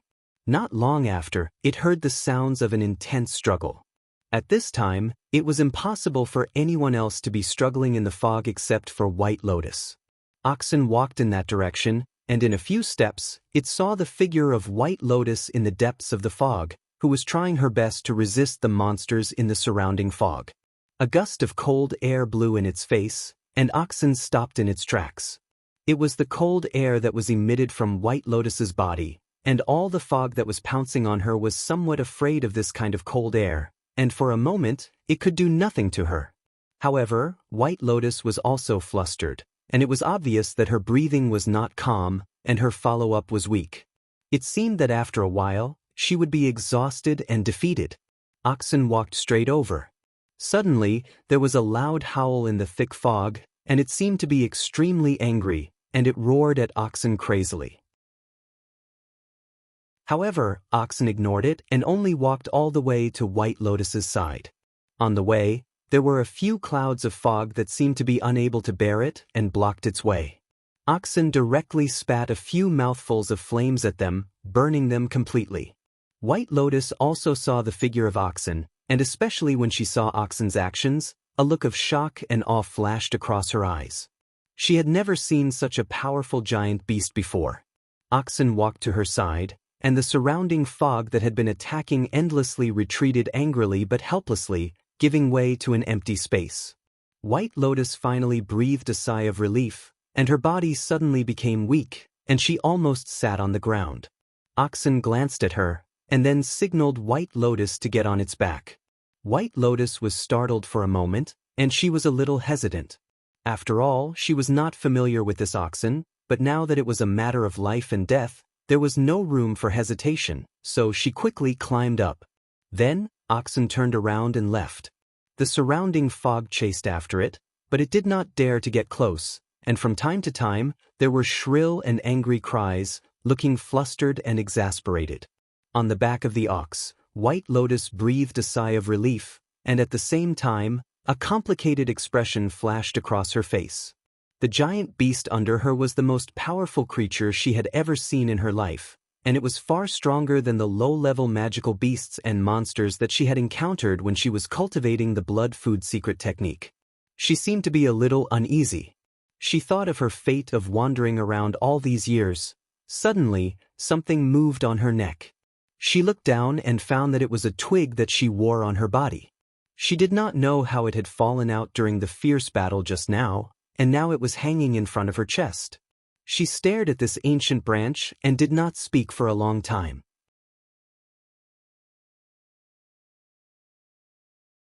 Chapter 540. The black dog felt that the night was exceptionally long, and time was passing extremely slowly. Whether it was Lu Qin or that oxen, neither of them responded to the thick fog after entering it. They did not return for a long time. There were several times when it could not help but stand up and walk to the edge of the thick fog, wanting to go in and search again. However, every time it recalled its embarrassing appearance in the thick fog, it could not help but shrink back. If it was not for Oxen's rescue, Atsu would probably have been trapped in the thick fog and could not extricate itself. However, when Atsu recalled the encounter just now, it felt a little annoyed and unwilling. Because when Atsu was in the thick fog, it could feel that its strength was actually not weaker than those strange creatures hidden in the fog. However, the reason why it was in such a predicament was that it could not fight back at all. First, there were too many of them hiding in the fog, and it was almost impossible to defend against them. Second, it was as if all its struggles were hitting the air, and it could not exert any strength at all. Thinking of this, Atsu was also annoyed, but it still took 2 steps back subconsciously. This fog was really a bit strange. If only it could directly spit fire like oxen and burn those strange creatures to death. Atsu was suddenly startled. It stood still and looked back at the fog, seemingly a little lost in thought. After a while, it slowly walked back to the edge of the fog. It seemed to be a little hesitant, but in the end, it quickly made up its mind. Its broad and strong body stood straight, and then a trace of darkness suddenly flashed across its eyes. It looked like a ball of black fireworks. "I've been waiting for this day for a long, long time," a thunderous voice echoed in this dark underground world. In Lu Chen's eyes, the unimaginably huge black dragon, the terrifying creature that should not exist in this world, seemed to have fallen into a memory at this moment, recalling the things that happened many, many years ago. Most of its huge body was hidden in the darkness, but just the part that was revealed was enough to strike fear into people's hearts. It was like a towering mountain. Lu Chen even subconsciously thought of all the things he had experienced in his life. Due to various reasons, he was far more experienced and knowledgeable than ordinary people, including some strange creatures that most people in this world had never seen or heard of. For example, the Great Snowy Mountain, the legendary Heavenly Wolf, and all kinds of strange monsters hidden in the abyss, all of them gave people a soul-stirring feeling. However, those creatures seemed rather normal compared to the black dragon in front of them. No matter how one looked at it, this black dragon was a legendary monster that belonged to the imagination of humans. It should never have existed in this world. However, at this moment, Lu Chen was facing it so seriously. Then he heard the dragon reply, "I'm going to the Celestial City." This reply was clear and could not possibly have any other meaning. In fact, this reply completely matched the prediction that perfected Lord Tianlan had made before Lu Chen set off. Lu Chen clearly remembered that he had asked perfected Lord Tianlan what to do if the black dragon did not agree to come. Perfected Lord Tianlan had smiled and said very calmly, "If it's not willing to come, then let it be. However, it will definitely come." Reality once again proved that perfected Lord Tianlan's judgment was correct. Sometimes, Lu Chen would wonder if this damn Baldy had ever made a wrong decision on an important matter after so many years. If he had to make an enemy of someone who almost always made the right decision, how terrifying would that be? Now that things had come to this, although Lu Chen did not know why the Black Dragon wanted to go to the Celestial City, nor did he understand what perfected Lord Tianlan meant by telling him that the time has come, the most important thing for him right now was not to think about these useless things. He had to prepare to bring the Black Dragon to the Celestial City. If such a huge dragon were to head to the Celestial City just like that, the commotion could be said to be earth-shattering. However, it seemed that neither the Black Dragon nor perfected Lord Tianlan, who was far away in the Celestial City, had any intention of doing so. Lu Chen had already been briefed, so he very quickly threw the Kunlun seal in his hand into the air. The shining golden seal flipped in the air and flew to the front of the huge dragon.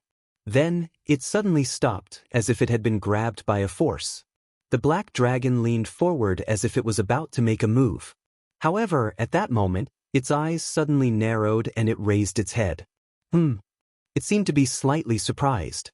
After a while, the huge dragon's head slowly descended and stopped in front of Lu Chen. Lu Chen looked at the sharp fangs not too far away from him and frowned slightly. He took a step back and then asked, "What's wrong?" The black dragon stared at him. After a while, it suddenly said, "I smell the aura of the black fire." Black fire? Lu Chen was stunned. Then, he was shocked and his expression changed slightly. The black dragon did not continue to speak to him. Instead, it stared at him. After a moment, suddenly, in the dragon's eyes, in that strange, slender snake pupil, a ball of black flames suddenly shot out. Yes, it was a ball of black fire. No one, at least in the world that Lu Chen knew of, no one knew the source of the black fire. Even Lu Chen himself, who possessed this strange power, was still in a very unfamiliar state with the black fire. He did not know the origin of the black fire, did not understand its origin, and did not know what the black fire would become in the future. He only used an almost instinctive ability to control the black fire. This ancient and strange power had saved him many times. Now, it had almost become his greatest and final trump card. However, this black fire power did not belong to him alone. As far as he knew, there were at least 3 other black fire powers in this world. One was the Dead Fire Shaman, the second was the Black Fire Tribe in the distant southern wilderness, and the last was the Black Dog that followed him. What was funny was that other than the Dead Fire Shaman and the Black Fire Tribe, Lu Chen and Atu's black fire energy had come from an unknown and strange place, so much so that they couldn't explain it. Until today, when Lu Chen suddenly sensed the power of the 4th black fire in this world. Moreover, the power of the black fire was so strong, pure, and clean. It was as if the black fire had just been born. It naturally carried an ancient and wild aura, just like the black dragon. Then, as if it was summoned by the primitive but powerful black fire power, Lu Chen suddenly found that the black fire in his body seemed to have gone out of control. It suddenly rose up, and when he was caught off guard, his eyes also burned with a raging black fire. At that moment, Lu Chen suddenly thought of the experience when the black fire in his body was suddenly awakened on the mountain of Kunlun a long time ago. That feeling was almost the same as now. The black dragon looked at him condescendingly. Its eyes seemed to be very complicated. After a while, he heard the black dragon slowly say, "Why does the disciple of Tianlan not have his divine sense, but the power of our dragon tribe?"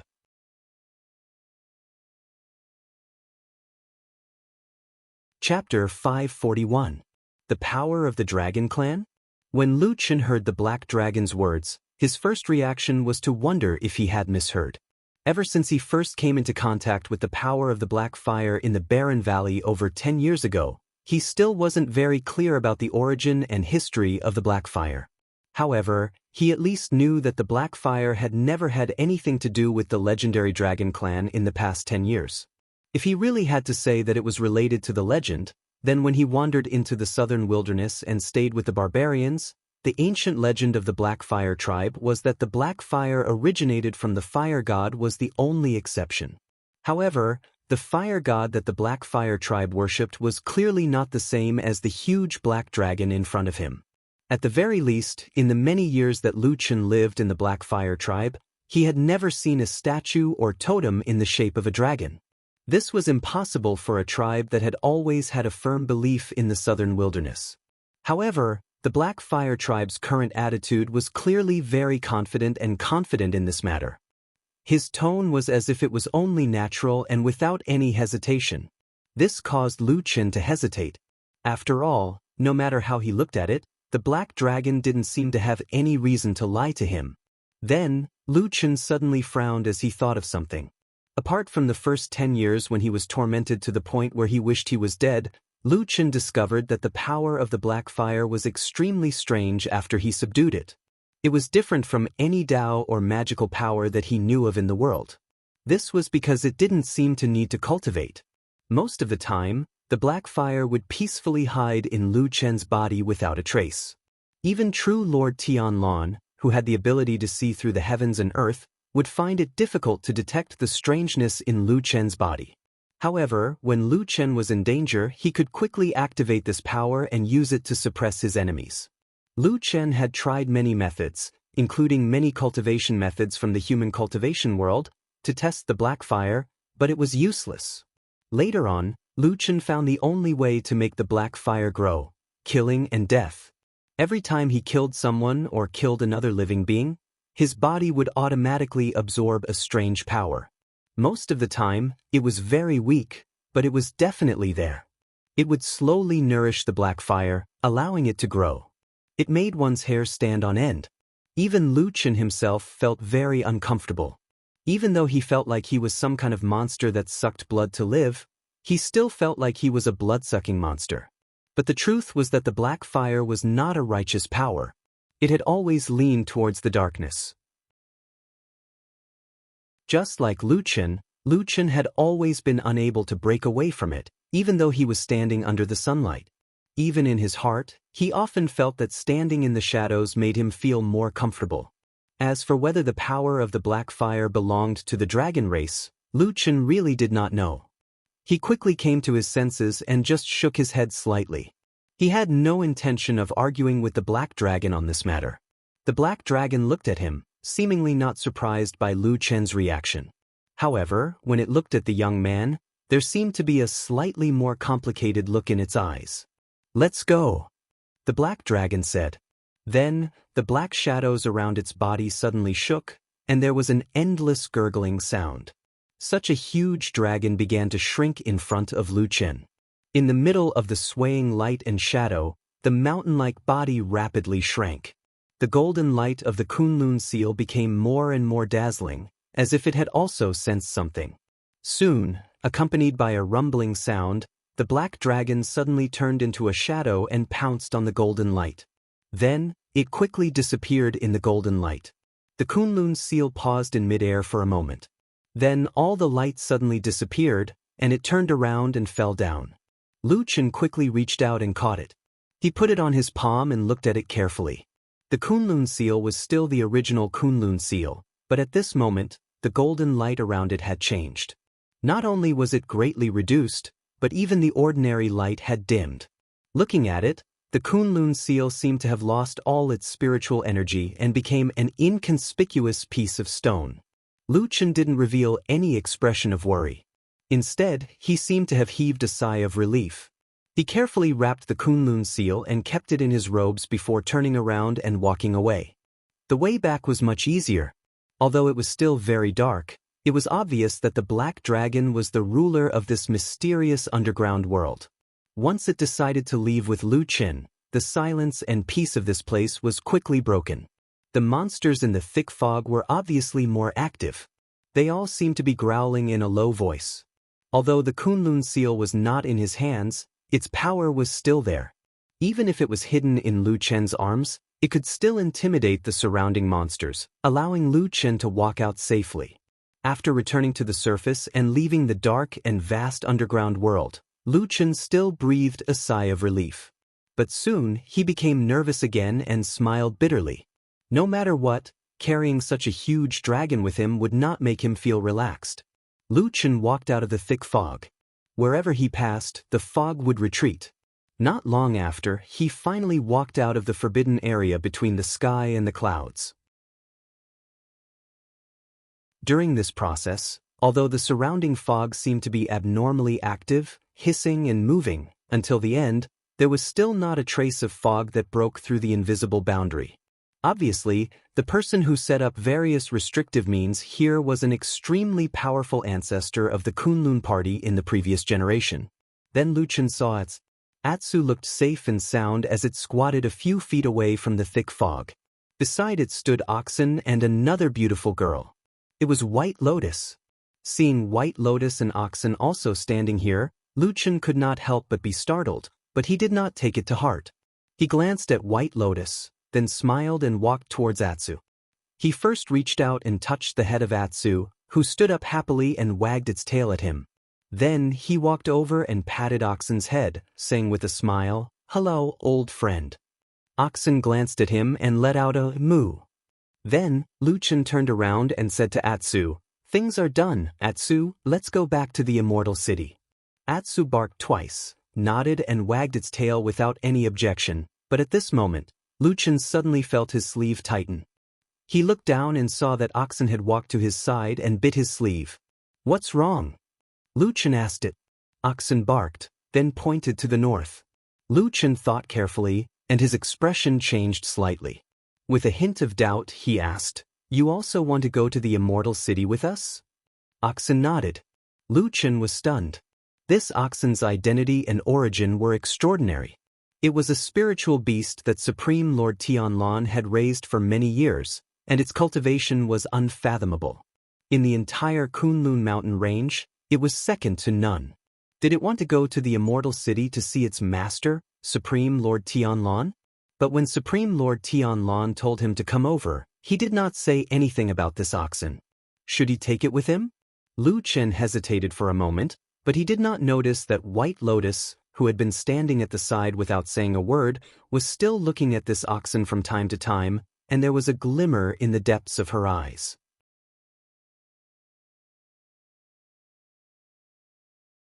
Chapter 542.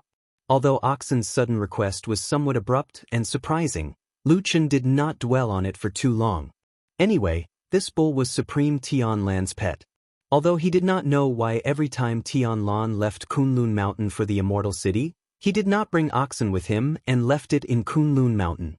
But when the time came, as long as he said that Oxen had followed him, Supreme Tianlan would not say anything. Lu Chen had known this oxen for a long time. He had seen it when he was young, so he felt some affection for it. So he finally nodded, patted Oxen, and agreed. Oxen mooed and seemed to be in a good mood. Atsu also seemed to be very happy. Then, Lu Chen looked at White Lotus, who was standing at the side. He wanted to say something but stopped. After a moment of silence, he turned back to Oxen and Atsu and said, "Let's go back to the Immortal City." He emphasized some words in this sentence and then walked forward. From beginning to end, he did not speak to White Lotus, as if he was somewhat ignoring this young girl.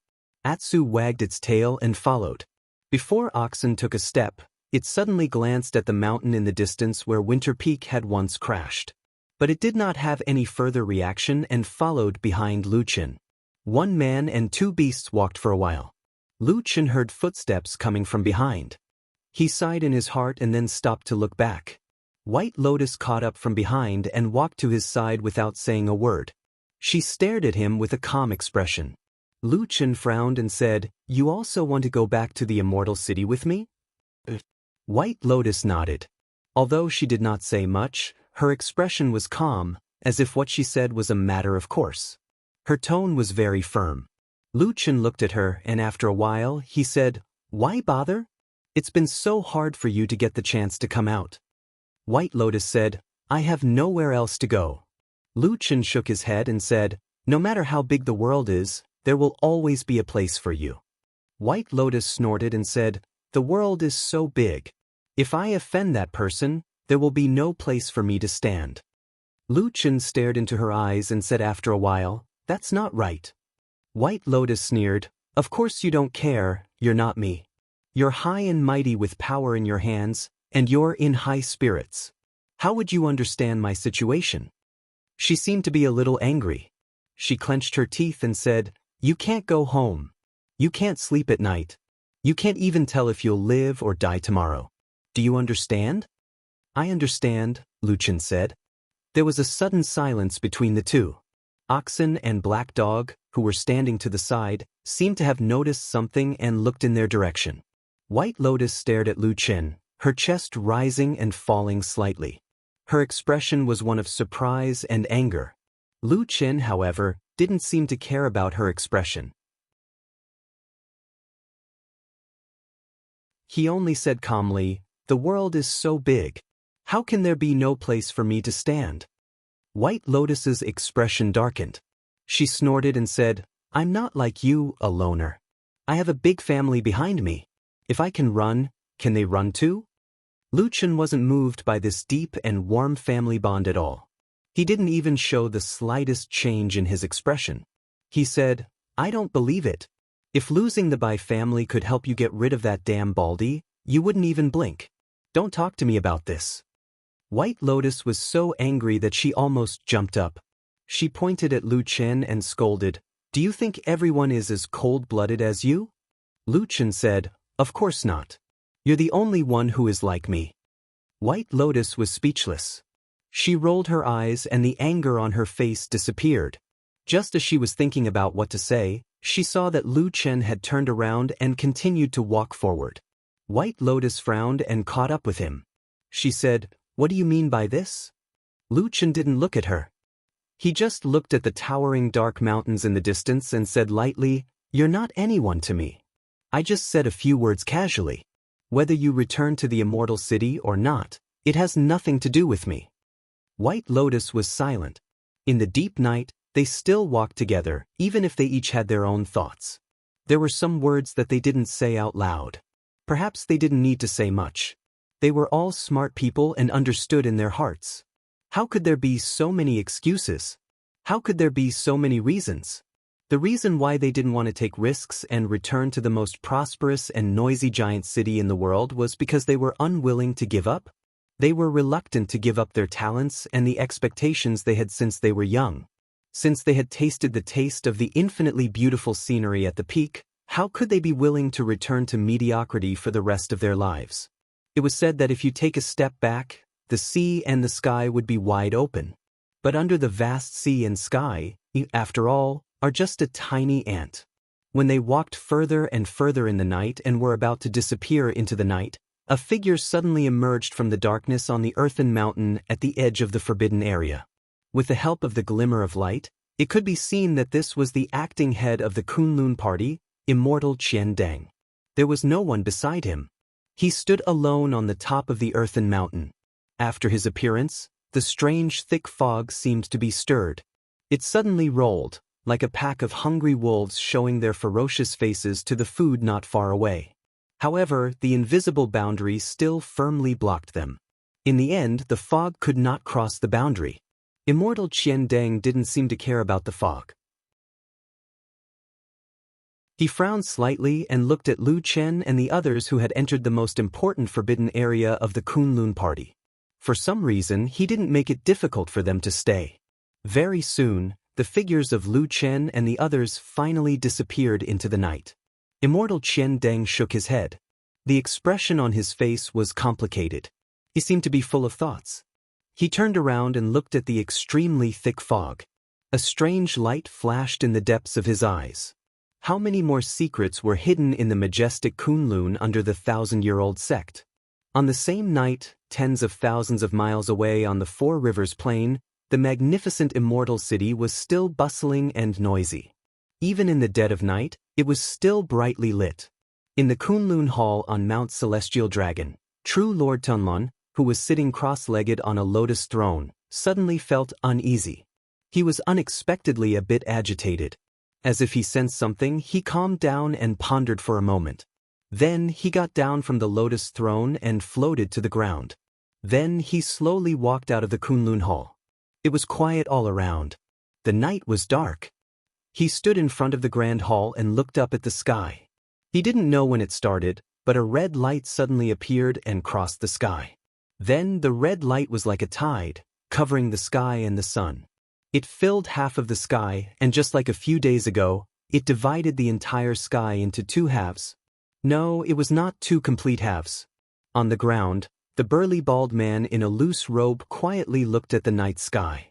He watched as the originally straight red line slowly surged forward like the waves of the sea. Wave after wave, it rushed through the center line and covered more of the night sky. It only stopped when it covered about 10% of the sky. The blood-red sky once again appeared in the human world. It was reflected in his eyes like a strange painting. One could also faintly see that the corners of his mouth were slightly raised, revealing a trace of a strange smile.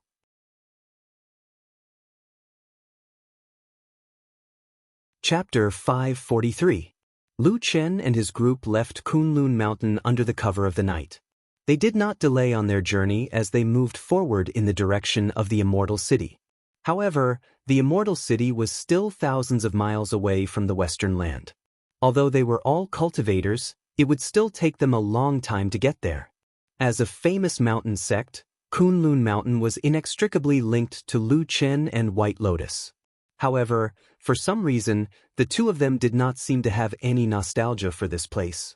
They left without hesitation and even seemed to be eager to leave this place as soon as possible. They did not want to see this mountain again. About 3 days later, they finally left Kunlun Mountain behind. Even when they occasionally looked back, they could not see the mountain most of the time. Along the way, Atsu and Oxen followed them. Atsu was very interested in oxen and often followed oxen to communicate with it. Although they did not understand what Atsu barked meant, Oxen did not seem to hate this black dog. At most, it was too lazy to pay attention to it. In addition, Atsu would usually run to Lu Chen to get close to him for a while. Except for White Lotus, Atsu seemed to have always been very wary of White Lotus and would not easily get close to her. Of course, White Lotus also felt that Atsu was alienating them, but she did not care. During this period of time, the girl seemed to be a lot quieter. In fact, most of the time, she would often peek at Oxen from the side.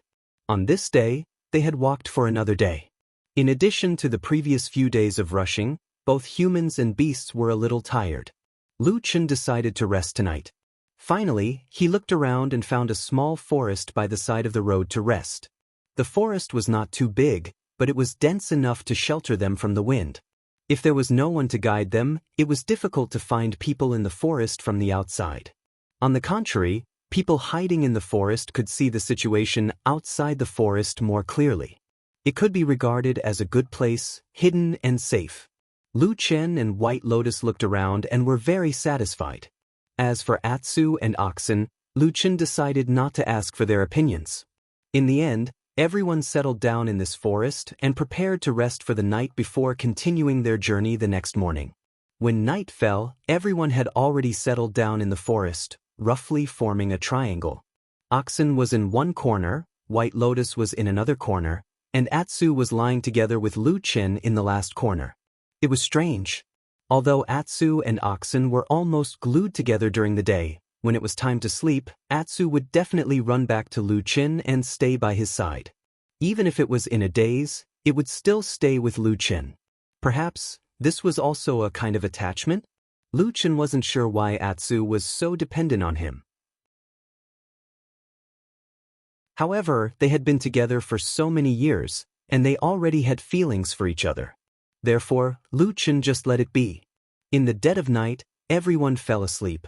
Lu Qin and White Lotus were sleeping with their clothes on, Oxen was sleeping with its huge head on the ground, and Atsu was sleeping next to Lu Qin, using one of Lu Qin's thighs as a pillow. However, in this quiet moment, Atsu's ears suddenly moved, and then it suddenly opened its eyes. There was a faint green glow in its eyes, and the drowsiness it had before was suddenly gone, replaced by vigilance and hostility. It turned its head and looked around. In the dark forest, there seemed to be only the cold wind blowing from the treetops. Atsu stretched out its front foot and gently pushed Lu Qin's face. When Lu Qin opened his eyes, the first thing he saw was Atsu's eyes, which had a strange luster to them. Atsu was also looking at it, and its paw was still on Lu Qin's cheek. One person and one dog quietly looked at each other. After a while, the light in Lu Qin's eyes gradually brightened, and the little bit of sleepiness disappeared. After a while, he slowly nodded to Atsu. Atsu retracted its paw. Lu Qin raised his eyes and looked at the night sky. The night was dark, and the treetops and branches seemed to be covered in darkness. There was only the rustling sound of the wind, and the swaying branches seemed to be slightly more violent than before. Lu Qin frowned, turned over and sat up. When he looked to his left and right, he found that both White Lotus and Oxen were still sleeping at the moment, and they seemed to have not noticed any sound at all. Atsu turned its head and looked in a certain direction in the night, and Lu Qin immediately looked in that direction. It seemed to be the deepest part of the darkness, without a trace of light, but in Lu Qin's view, no matter what, it could not compare to the darkness in the underground world in the forbidden area of Kunlun. Because only the territory of the Black Dragon was the real darkness in the world, and even light could be swallowed. After leaving the Kunlun mountain, the Black Dragon entered the Kunlun seal and did not make any sound, as if it had disappeared. Along the way, Lu Qin secretly took out the golden seal to check, but just as he did on the way here, the Kunlun seal did not respond to his various tests. It seemed that only when it reached the Kunlun mountain, the Kunlun seal would change, especially in the sky, where the Kunlun seal could be said to have reached the peak of its power. At any other time, the Kunlun seal would be the same as now, half dead and unresponsive, and Lu Qin could not find where the huge black dragon was hiding at the moment. However, the more it was like this, the more interested Lu Qin was in the Kunlun seal. He also clearly knew that what he saw was not a trick, because in his body, there was another treasure buried deep in his heart, that strange seed, which also had a similar strange ability. But in between, he clearly knew that there was a world of difference between the two. In the seed was the ancient and mysterious tree hole. The size was less than the size of a common house, but if the black dragon could not change and shrink its body, then the strange space sealed in the Kunlun seal would be frighteningly big. Could there be such a shocking treasure in this world? As if in response to the thought in Lu Qin's mind, when he stood up, a ray of light suddenly lit up in the dark corner. Sword light. It pierced out from the depths of the darkness, and in an instant, the light shone brightly, and the sword turned into 10 swords, 100 swords, 1,000 swords, 10,000 swords. The wind howled, and in an instant, a row of more than 10 trees were blown down, forming a raging tide of sword light like a huge wave, sweeping towards Lu Qin. Amidst the sword glint in the wind, amidst the mournful whistling, a pair of ice-cold eyes locked onto Lu Qin's body. Then, a voice came along with the wind, and it was as cold as the edge of a sword. Hand over the token of the sect leader. The next moment, the sword light directly drowned the land where Lu Qin was standing.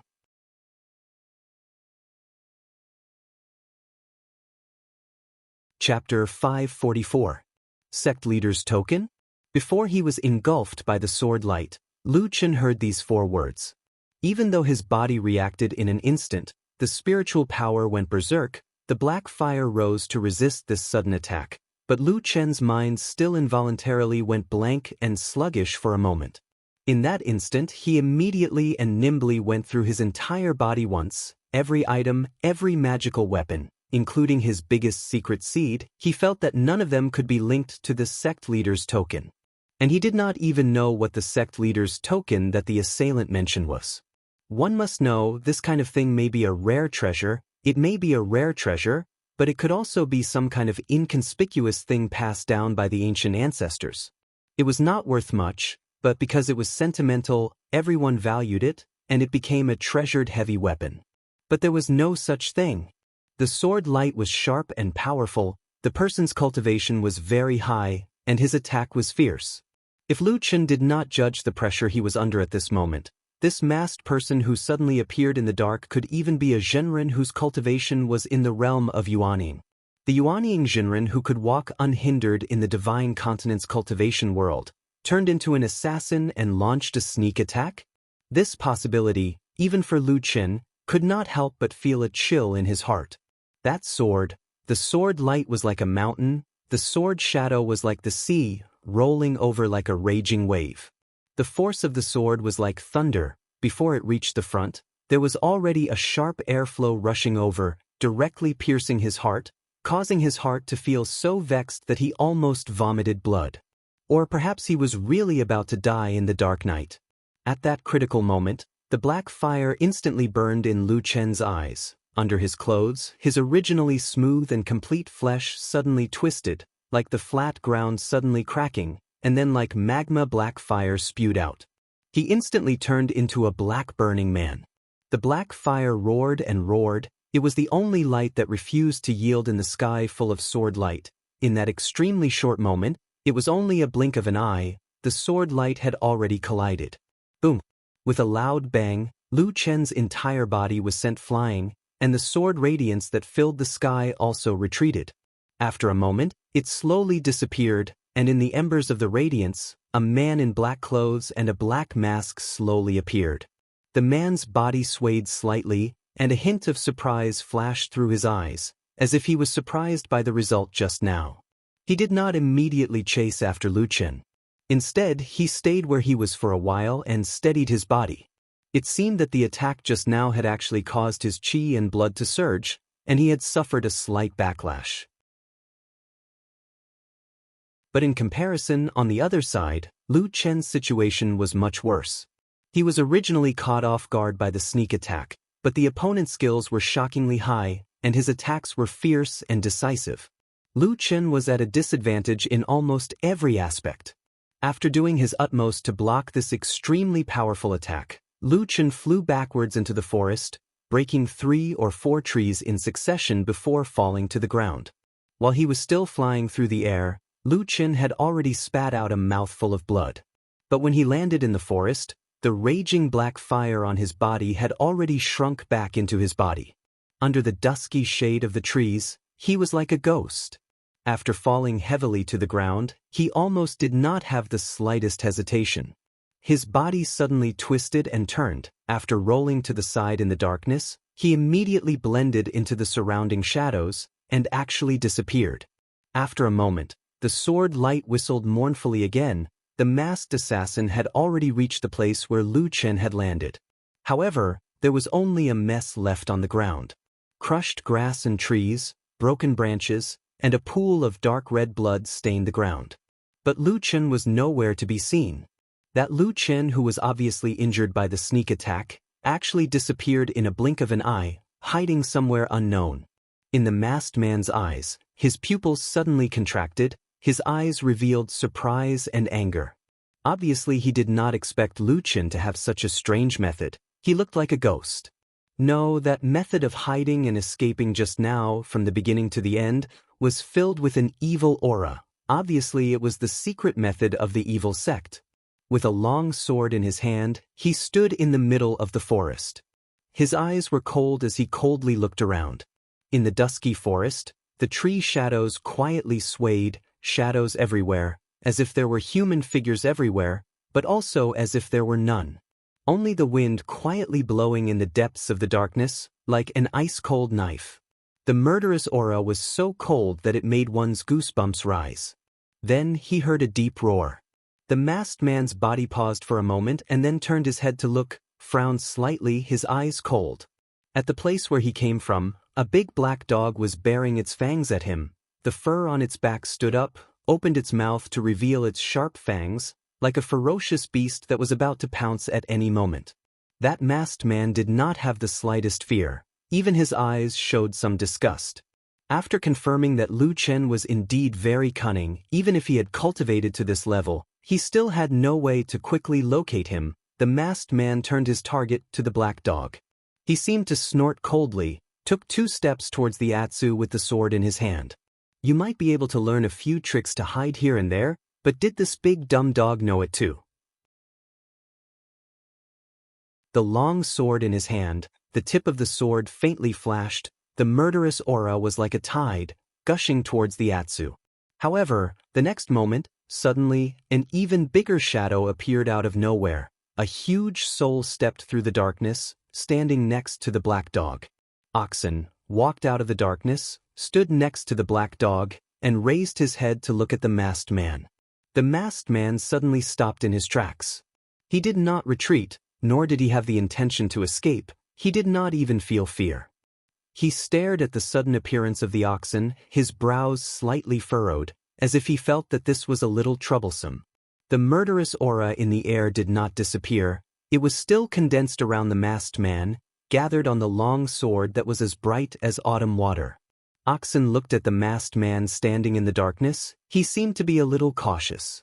Suddenly, both sides seemed to have fallen into a strange atmosphere of confrontation. No one spoke, no one made any movement, but in that oppressive atmosphere, the long sword in the masked man's hand slowly flickered. It seemed to gradually start to brighten again. Suddenly, Oxen let out a moo sound, took a step forward. There was a faint sound of wind blowing around it. It was also at this moment, in the darkness further away, suddenly, a white figure swayed. The masked man looked in that direction, and suddenly was startled. It was a beautiful young girl. It was White Lotus, hiding behind a tree, quietly looking in this direction. With such a thing happening and such a huge commotion, of course, everyone was woken up. But for some reason, when the masked man looked at White Lotus, there was something different. He stared at the young girl, and after a while, he looked at the dark forest around him, once again confirming that he really did not see where Lu Chen was hiding. He seemed to sigh softly, then he pulled back his hand, turned around, put away the long sword in an instant, and flew away, instantly disappearing into the night. Like a phantom of the night, he came and went without a trace. In the forest, White Lotus slowly walked out. Oxen and Atsu stared in the direction where the masked man disappeared. After a while, suddenly, somewhere in the forest, a shadow suddenly shook, and then Lu Chen fell out of it. White Lotus and Oxen immediately ran to him, but Lu Chen put his hand on his chest, and after spitting out a mouthful of blood, he frowned and whispered to himself, "What is the sect leader's token?"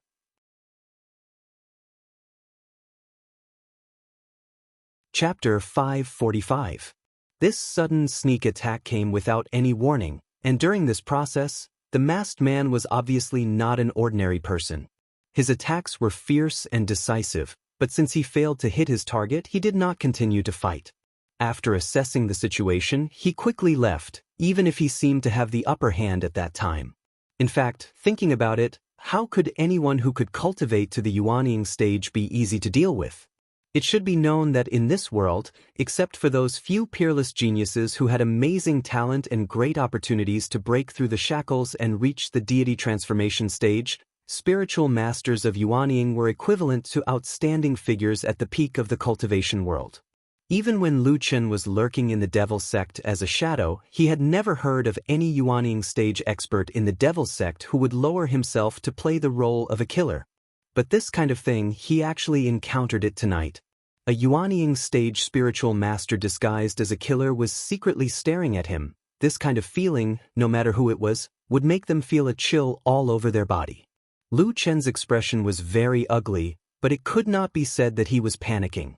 In fact, after the initial surprise, he quickly calmed down, and then began to treat his injuries. Atsu had already run to his side, and then Oxen and White Lotus also came over. They saw Lu Chen take out a jade bottle and swallow a panacea, then meditate on the spot for a while. Gradually, a trace of redness appeared on his face, and he opened his eyes again. Although there was still a trace of exhaustion on his face, his spirit was already a lot better. Bai Lian frowned and glanced at the jade bottle beside his hand. After a while, she let out a humph. Lu Chen looked at her, smiled, and said, "Someone gave it to me." White Lotus turned her head away and said, "It's still good to have a spiritual master. Good things are inexhaustible, and even the rarest things will be sent to me." Some people who saw this kind of thing might be envious, but for White Lotus, it was probably mixed with a kind of complicated feeling of having once obtained and then lost, difficult to express. Lu Chen didn't say anything more about this. He just calmly put away his things, got up, and left.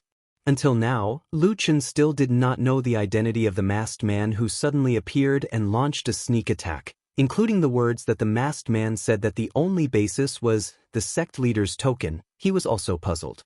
In that intense but short battle, his reaction could not be said to be slow, and his judgment could not be said to be inaccurate, but at the same time he could not accurately determine which sect the masked man's Dao skills and supernatural powers belonged to in that instant.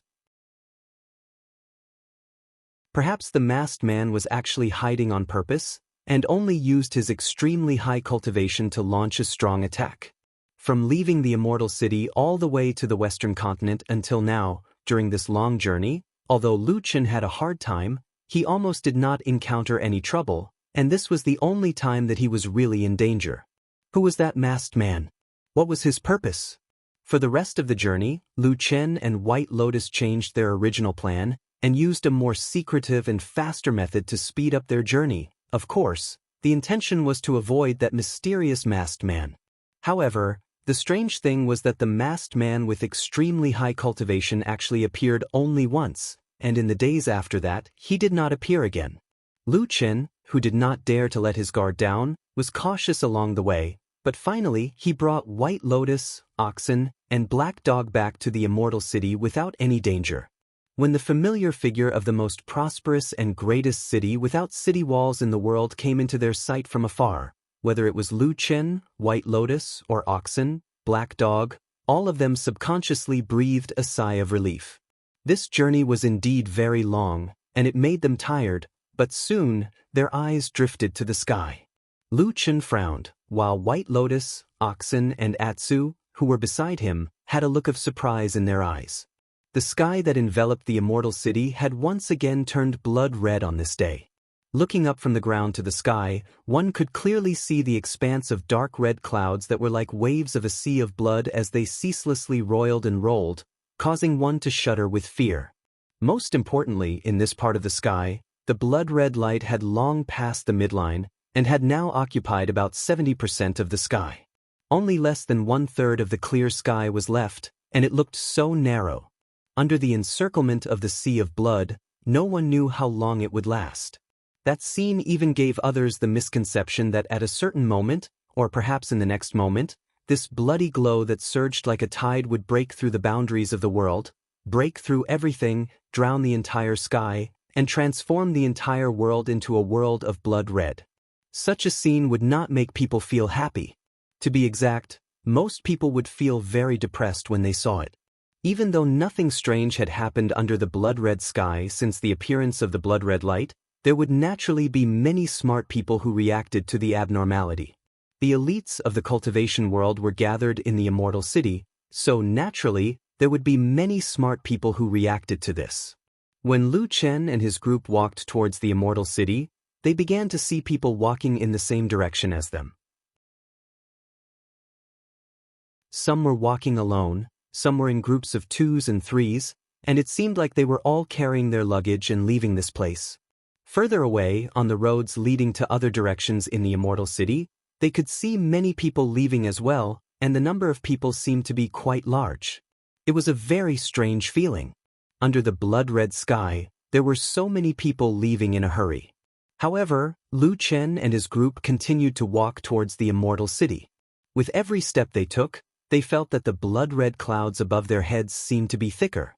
But fortunately, after entering the Immortal City, this feeling weakened quite a bit, because along the way, they saw that there were still a lot of people in the city, and in the true Immortal Alliance on Sky Dragon Mountain, it was clear that most of the people were still very calm, as if they did not take the strange phenomenon in the sky seriously.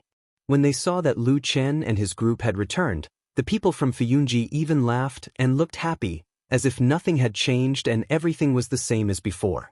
Then, Lu Chen was summoned to Kunlun Hall, and only oxen accompanied him.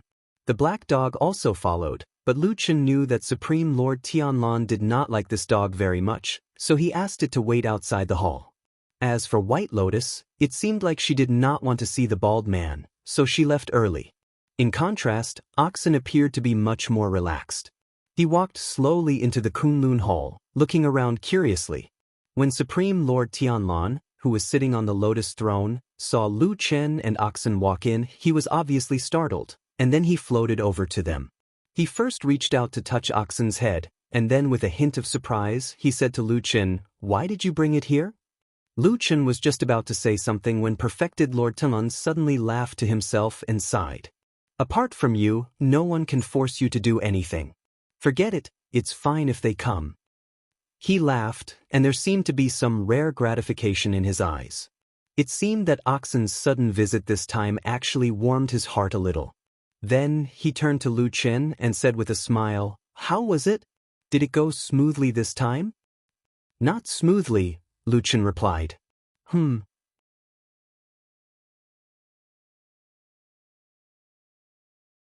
Chapter 546. It could be seen that Perfected Lord Tianlan was a little stunned by Lu Chen's straightforward and a little crude answer. However, he was not an ordinary person after all. After being stunned for a while, he smiled and said, "You must have encountered something extraordinary for you to say that. Tell me about it." At this point, he paused for a moment as if he had thought of something. He smiled and said, "But before we chat, have you told me what you should do?" Lu Chen nodded and searched his chest. He took out a satin bag and handed it to Perfected Lord Tianlan. Perfected Lord Tianlan took it and opened the bag. A golden light shot out from the satin bag and a small golden seal landed in his hand. It was the Kunlun seal from before. Perfected Lord Tianlan held the golden seal with 2 fingers and raised it in front of his eyes. He scrutinized it for a moment. For a moment, Lu Chen noticed that the golden light on the Kunlun seal seemed to be distorted. However, it soon returned to normal as if nothing had happened. Perfected Lord Tianlan nodded as if he had confirmed something. He put the golden seal away and smiled at Lu Chen. "You did well. You didn't disappoint me." Lu Chen shrugged and said indifferently, "I've done everything you asked me to do since I was young." Perfected Lord Tianlan laughed and looked gratified. He looked at Lu Chen with satisfaction and nodded. "Well said." Oxen mooed softly and walked to a pillar at the side of the hall. Then, it lay there as if there was no one else around and yawned, looking a little sleepy. However, both Perfected Lord Tianlan and Lu Chen did not care about Oxen's actions. Oxen had been with them for a long time and its status had always been very special. "All right, tell me, what kind of trouble did you encounter along the way that made you feel that it was a little tricky?" Perfected Lord Tianlan said. "On the way back, I encountered a person who attacked me. His cultivation was very high and he was probably a perfected one who had cultivated to the Yuanying realm." Lu Chen did not beat around the bush and directly pointed out the main point to Perfected Lord Tianlan. As expected, even though Perfected Lord Tianlan's cultivation was unfathomable, his face darkened and he became somewhat serious after hearing the news. Lu Chen recounted the sneak attack that he encountered from the beginning to the end in simple words.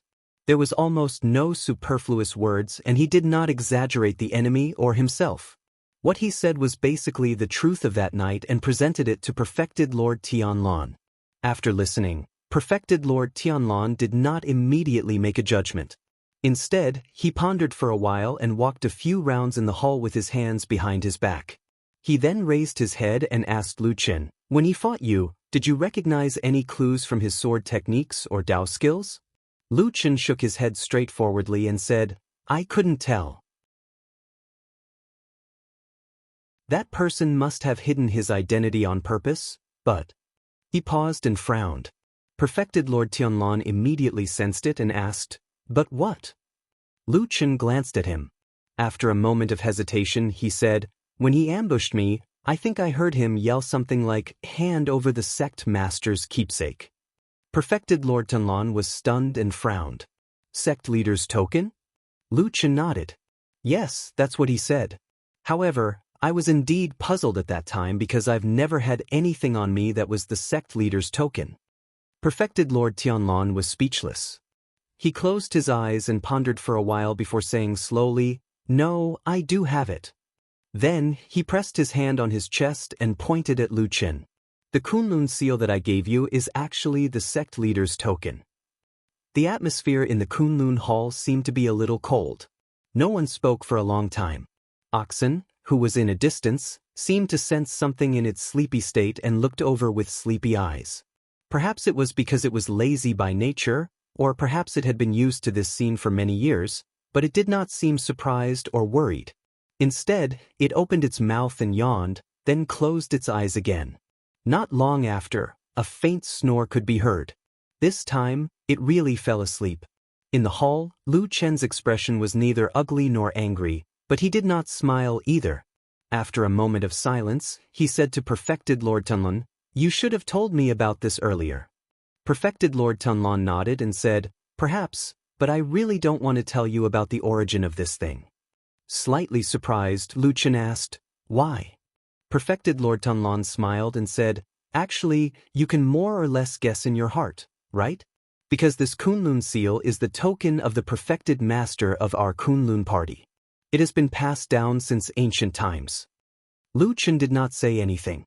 After a while, he shook his head and smiled bitterly. The token of the perfected master of the Kunlun party.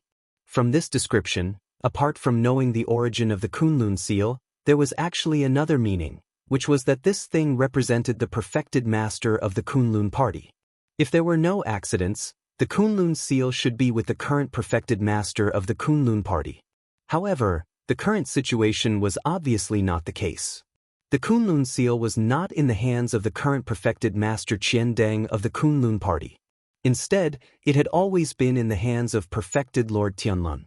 Moreover, when Perfected Lord Tianlan gave this token of the perfected master to Lu Chen to take back to the Kunlun mountain to work, he actually did not tell him to return the Kunlun seal to Qian Deng. The meaning of this was quite interesting. At this moment, Lu Chen was thinking about the word agent that had been with him for 3 years before the title of Perfected Master Qian Deng. And it seemed that it would be very difficult to get rid of it. He was silent for a long time. Then, he raised his head and looked at Perfected Lord Tianlan, saying, "Is there any inside information that I must know now?" Perfected Lord Tianlan thought for a while and said, "No. Perhaps I will talk to you in detail again after a period of time." But Lu Chen agreed without hesitation. It seemed that he was not interested in the twists and turns in this matter. He kept a respectful distance and said, "In that case, I will leave first." But Perfected Lord Tianlan stopped him and said, "No matter what, you were attacked. I won't let this matter rest. I'll investigate further." Lu Chen glanced at him and seemed to be a little hesitant. Finally, he said, "Do you think it was Qian Deng?" "I think it was most likely him." Perfected Lord Tianlan said straightforwardly, "There are some secrets hidden in the Kunlun seal. For many years, only a few people in the Kunlun party know about it. Therefore, it is not very famous in the sect. In fact, there are only a few people who have ulterior motives about it and know something about it." Lu Chen nodded and did not say anything. He turned around and walked to the door. However, when he was about to step over the threshold, he suddenly turned back and said to Perfected Lord Tianlan, "I just find it a little strange. Since he is so suspicious of this matter, why did he shout, 'Sect leader's token,' when he attacked me? Isn't that equivalent to a confession? Is Perfected Master Qian Deng really so stupid?" Perfected Lord Tianlan's expression did not change. He said lightly, "What you said makes sense. But no matter what, we have to investigate the Kunlun party." Lu Chen looked at him deeply and then nodded. Without saying anything, he turned around and walked out.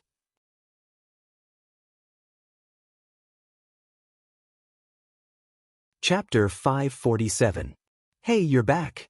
When White Lotus returned to the house that she was already very familiar with and knocked on the door, Su Qingjun, who opened the door, saw her.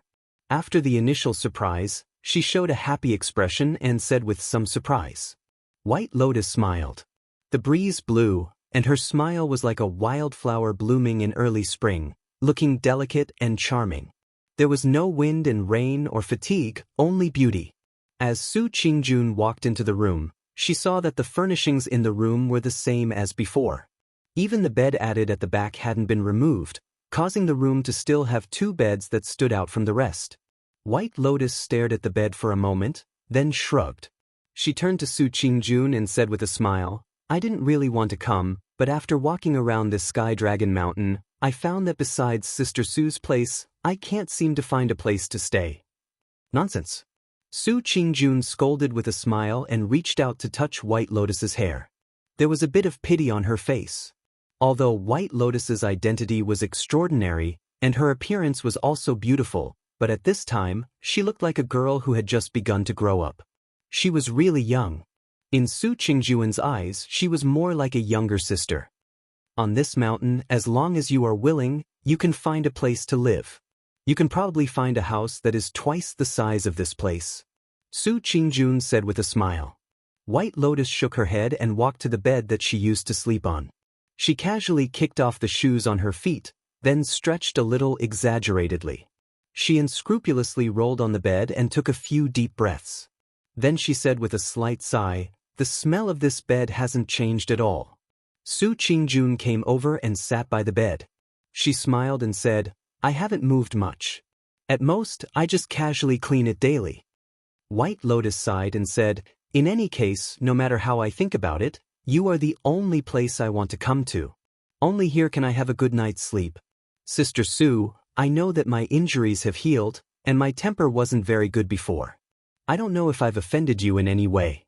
Please don't chase me away, okay? Su Qingjun thought for a moment and said, speaking of this, it seems like you really did scold me a few times in the past, right? White Lotus was startled and immediately shook her head. No. How could there be such a thing? Su Qingjun smiled and looked at White Lotus with a gentler gaze. I'm just joking. We didn't know each other before, but things are different now. You can stay here for as long as you want. It doesn't matter.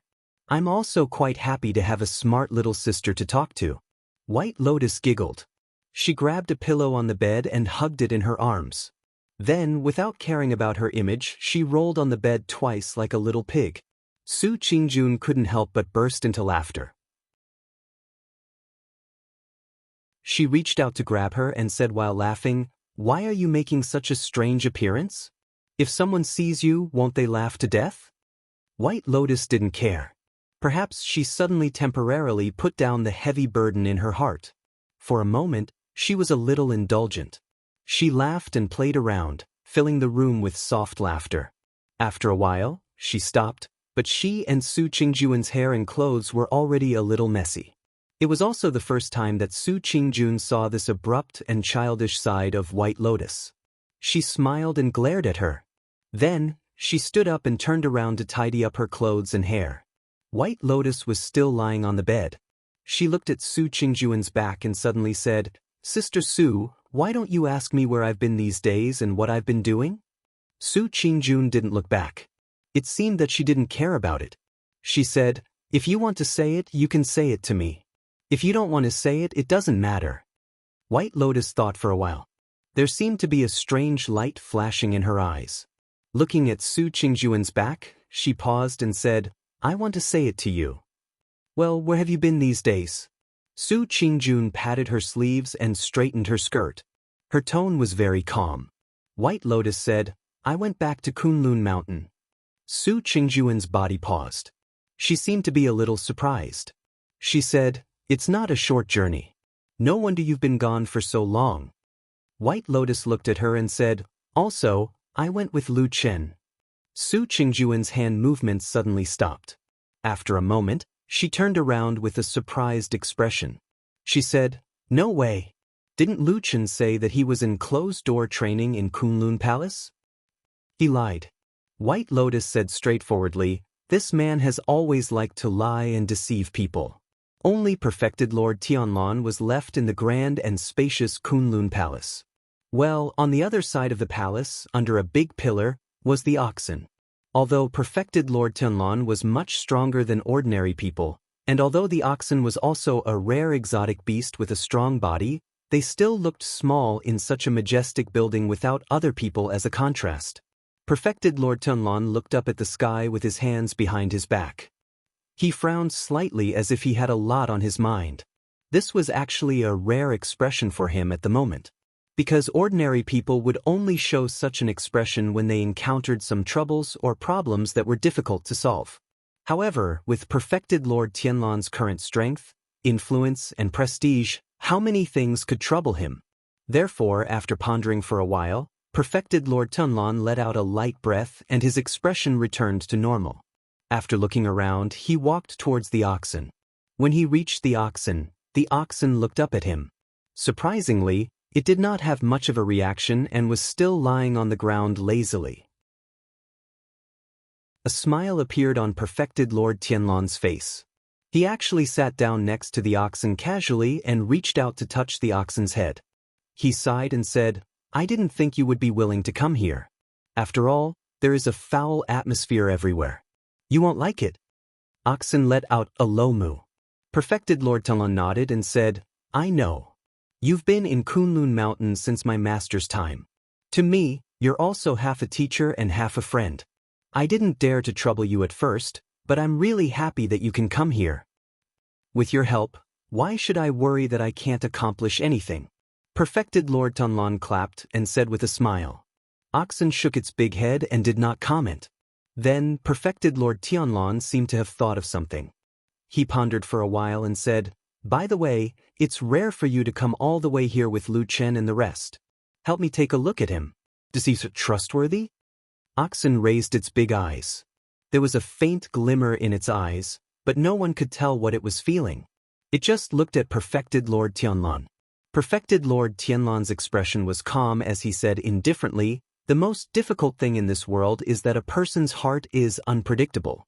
I've been fighting against the heavens, the earth, and people all my life. I'm best at seeing through people's thoughts, but this disciple that I've personally taught is the only one that I've never been able to see through." The bald man sat beside the green ox and frowned slightly. He seemed to be slightly irritated and sighed a little emotionally. He said softly, "I still can't figure out whether he truly admires me or hates me after all these years. Can I trust him completely, or do I have to be careful?" He looked at Oxen with a hint of sincerity on his face. "Can you tell me the answer?" Oxen stared at perfected Lord Tianlan in silence. It was dead silent in the main hall of Kunlun, as if they were waiting for the arrival of a storm.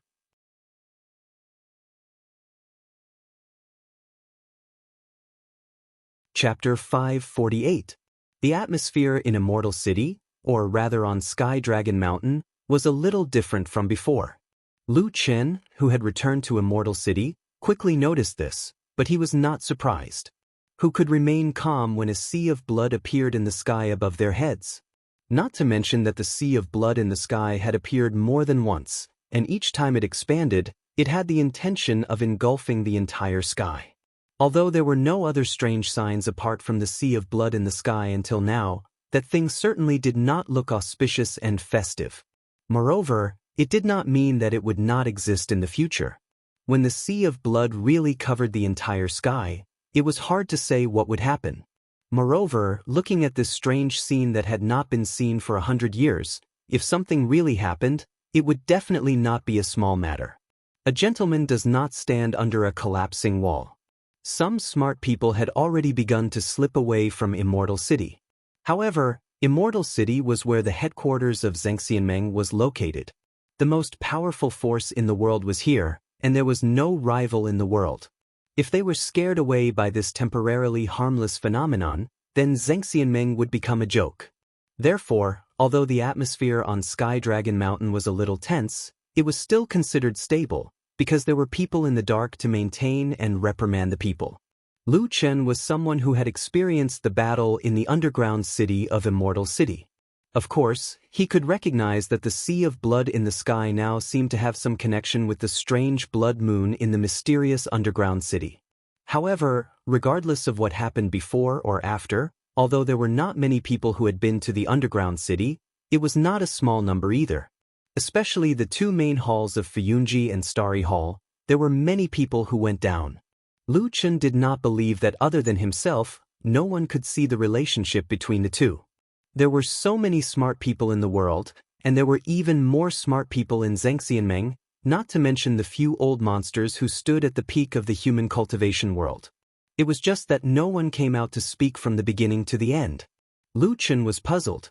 Just as he was hesitating about whether or not to investigate further, on the second day after he returned, the blood sea phenomenon in the sky disappeared. Lu Chen found old Ma, who was the most well-informed, and asked him about it. Only then did he know that the strange phenomenon in the sky would appear for a certain period of time. When it was about time, it would disappear by itself. After a while, it would suddenly appear again without warning. Every time it appeared, the sea of blood in the sky would expand a little, which made people feel uneasy. No matter what, the disappearance of the blood sea anomaly finally allowed the world to return to being clear again. The sky was clear and bright, and the world was clear, making people feel much more comfortable. If one were to say that the first appearance of the blood sea anomaly had caused them to panic, then the fact that there were no harmful consequences after a few consecutive occurrences had gradually calmed them down. Even if they were a little worried about the future, at least they were still calm at the moment. After thinking for a while, Lu Chen finally did not go to find Supreme Lord Tianlan. Although his intuition told him that this matter had something to do with the damn bald man, he also wanted to find the damn bald man, and then directly pointed to the sky and asked him, "Do you know what's going on?" However, this was the way of the world. If you wanted to stay away from something, it would often find you. It did not take long for Supreme Lord Tianlan to send someone to summon Lu Chen. He then greeted him and asked Lu Chen to accompany him to the mysterious underground city. After returning from a trip to the Westland's Kunlun Mountain, Lu Chen found the atmosphere in the Immortal City and Mount Sky Dragon a little strange. However, after following Supreme Lord Tianlan for a period of time and returning to the huge cave where the underground city was located, Lu Chen felt that time seemed to have stopped here. Nothing seemed to have changed, and it was still the same as the scene in his memory. Those tall, mysterious, and empty buildings, the blood moon in the sky, and the omnipresent dark red light were exactly the same as before, as if they would never change. Supreme Lord Tianlan led Lu Chen and walked slowly in this empty city, his expression neither happy nor sad. Lu Chen did not understand why this person brought him here, and it was not appropriate for him to ask. He could only follow behind Supreme Lord Tianlan, but his eyes kept scanning the surroundings. Unknowingly, they walked to the center of the city and saw the strange huge statue. Supreme Lord Tianlan raised his head to look at it, and then casually sat on the ground, reaching out to summon Lu Chen to come over. Lu Chen walked to the front of Supreme Lord Tianlan and sat down. He raised his head to look up and saw the strange blood moon floating in the sky. It seemed real and illusory, emitting a blood-red light that reflected their figures in red. Supreme Lord Tianlan looked at him for a while, and then said, "I called you here because I have something important to tell you." Lu Chen nodded, guessing that his master probably had some big secret to tell him, which was why he chose this place. Perhaps it was also related to this blood moon? He lowered his voice and said softly, "Okay." Supreme Lord Tianlan said lightly, "I plan to dismantle the Immortal Alliance." To be honest, it had been a long time since Lu Chen was shocked. Perhaps he would be surprised at times, but most of the time, he could handle things calmly. Even if he encountered a life and death crisis, the steady temperament that he had honed long ago would allow him to maintain a kind of calm. However, perfected Lord Tianlan's words truly gave him a huge shock. Immortal Alliance, of course, meant Zhengxianmeng. Although it was missing a word, it was just a rough name. The meaning in Supreme Lord Tianlan's words could not be clearer. Moreover, he said it with great certainty and no hesitation. Clearly, he had made up his mind. Of course, Lu Chen was incomparably shocked not because of this sentence. There were countless people in the world who wanted to destroy the true Immortal Alliance. There were countless people who cursed them every day, but Lu Chen was too lazy to even look at them. But it was different now, because the person who spoke was Supreme Lord Tianlun. He was one of the few people in the world who could really do this. Although he himself was a deity transformation perfected cultivator of Zhengxianmeng, and it could even be said that he was the biggest beneficiary of Zhengxianmeng's system. Lu Chen stared at Supreme Lord Tianlun in astonishment and was speechless for a long time. After saying that, Supreme Lord Tianlun looked at him with interest. Seeing Lu Chen's shocked expression, he seemed to be in a good mood all of a sudden. He said with a smile, "How is it? Did I scare you?" Lu Chen took a deep breath and said, "Are you crazy?" Supreme Lord Tianlun said, "No." Lu Chen gritted his teeth and said, "Then are you serious?" Supreme Lord Tianlun said, "Of course." But Lu Chen could not help but feel puzzled as he stared at perfected Lord Sky Billow. Why exactly? The true Immortal Alliance is clearly beneficial to you. It's clearly because of it that you'll be able to dominate the world and your reputation will grow by the day. You might even be able to become the #1 in the world. Supreme Lord Tianlun touched his bald head and thought for a while. He said, "Maybe I feel that this stupid thing has changed." Lu Chen's expression changed slightly. He said, "What do you mean?" Supreme Lord Tianlun smiled, but there seemed to be some melancholy in his expression. He said, "This Zhengxianmeng seems to be more and more like the devil cult in its heyday." Lu Chen was stunned and speechless for a while.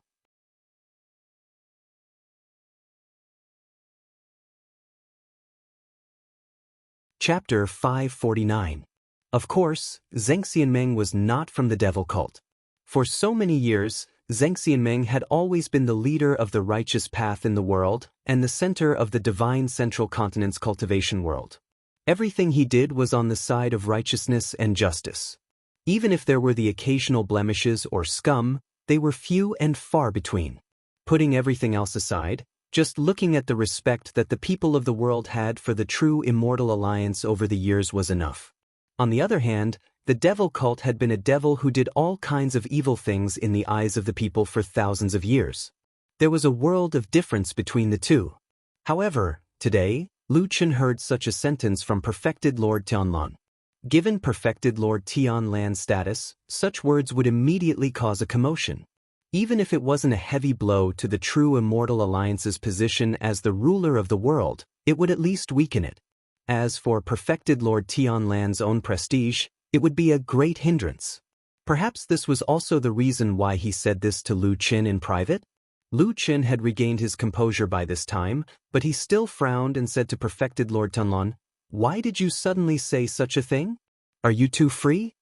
Logically speaking, a disciple shouldn't speak to his master in such a manner, let alone someone like perfected Lord Tianlun. However, Lu Chen was clearly different and had a special status in perfected Lord Tianlan's heart. He didn't get angry after hearing Lu Chen's words. Instead, he smiled faintly and said, "You're still too young. You don't have a broad enough perspective and you don't see enough things. Nowadays, Zhengxianmeng looks like he is unrivaled in the world and respected by the people in the secular world. It is a scene of prosperity for generations to come. But is this really a good situation?" Lu Chen was silent for a moment and said, "I naturally know some of the dirty things that the Immortal Alliance does in private, but this kind of thing is inevitable. Gold has no feet, and no man is perfect. How can he really stand this? But no matter what, Zhengxianmeng ruling the world is still much better than the devil cult, right?" Perfected Lord Tianlun shook his head with an indifferent expression. However, there seemed to be a hint of melancholy in the depths of his eyes. "You don't understand. It's just that it looks fine now. With power in hand and no external enemies restricting them, all the factions and cultivators in the Celestial Alliance changed." A sliver of mockery appeared on his face. He said, "You've rarely been to the Celestial Dragon Mountain in the past decade or so, so there are some things that you might not know. However, I've seen everything from beginning to end. From the beginning of the devil cult's decline, there were some people who had ulterior motives, but it was not obvious at that time. After the battle in the desolate valley, after we inflicted heavy losses on the devil cult and the general situation was settled, some people became arrogant and domineering. Their thoughts had long shifted to other things. Those who wanted money and those who wanted to fight for power were the only ones left. Only Fuyunji was still fighting with the devil cult. There were even many people behind them who wanted us to suffer together. Until a few days ago, when the last batch of people of the devil cult was finally wiped out, the people in the Immortal Alliance no longer had any scruples and began to do all kinds of things. I believe you have heard of those evil things? Lu Chen fell silent. After a while, he said, I have heard of those things. Although some of them are not pleasant to hear, but in the end, it is nothing more than scheming and fighting for power. He looked up at perfected Lord Tianlan with a trace of puzzlement in his eyes.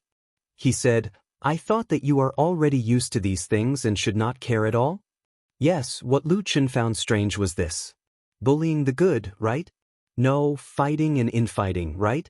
No, suppressing the younger generation to form a clique, right? These were all wrong, but it was all set on the surface. For thousands of years, who did not do this? That was human nature. There were only so many good things in power. If you did not fight for them, others would naturally come to fight for them.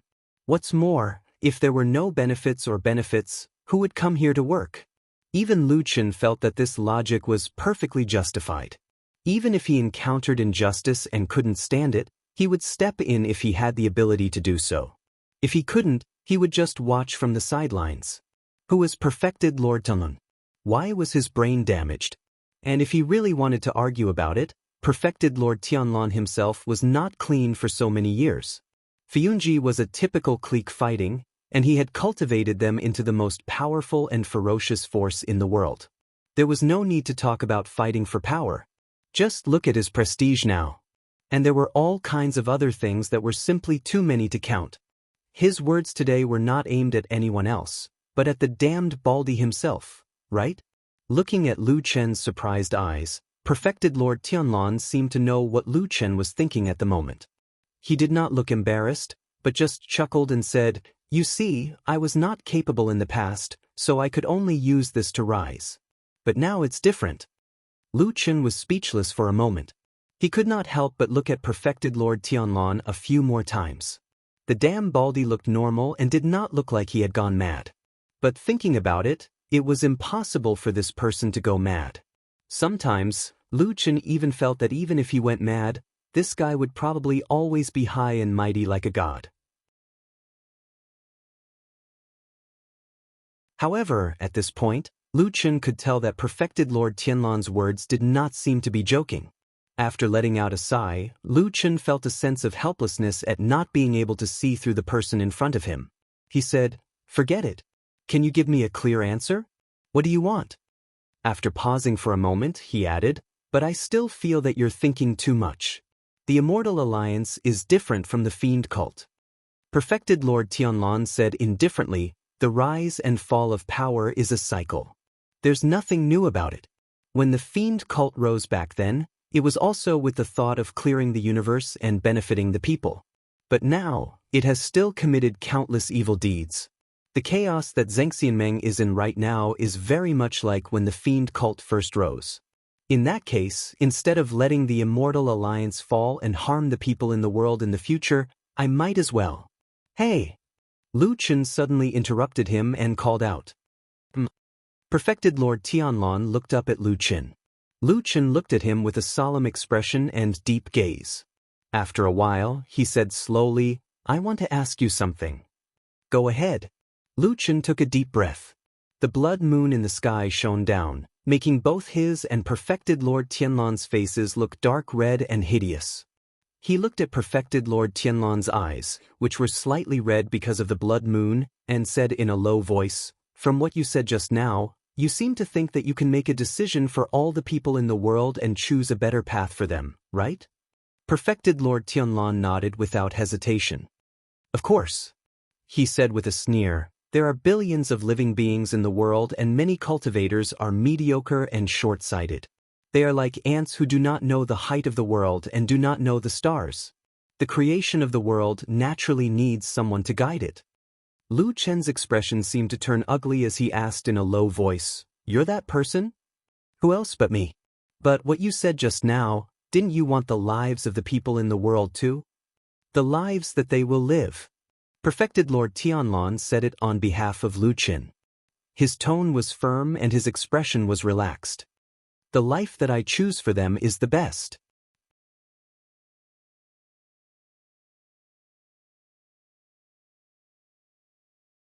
Chapter 550. Amidst the blood-colored light, Lu Chen gradually walked away.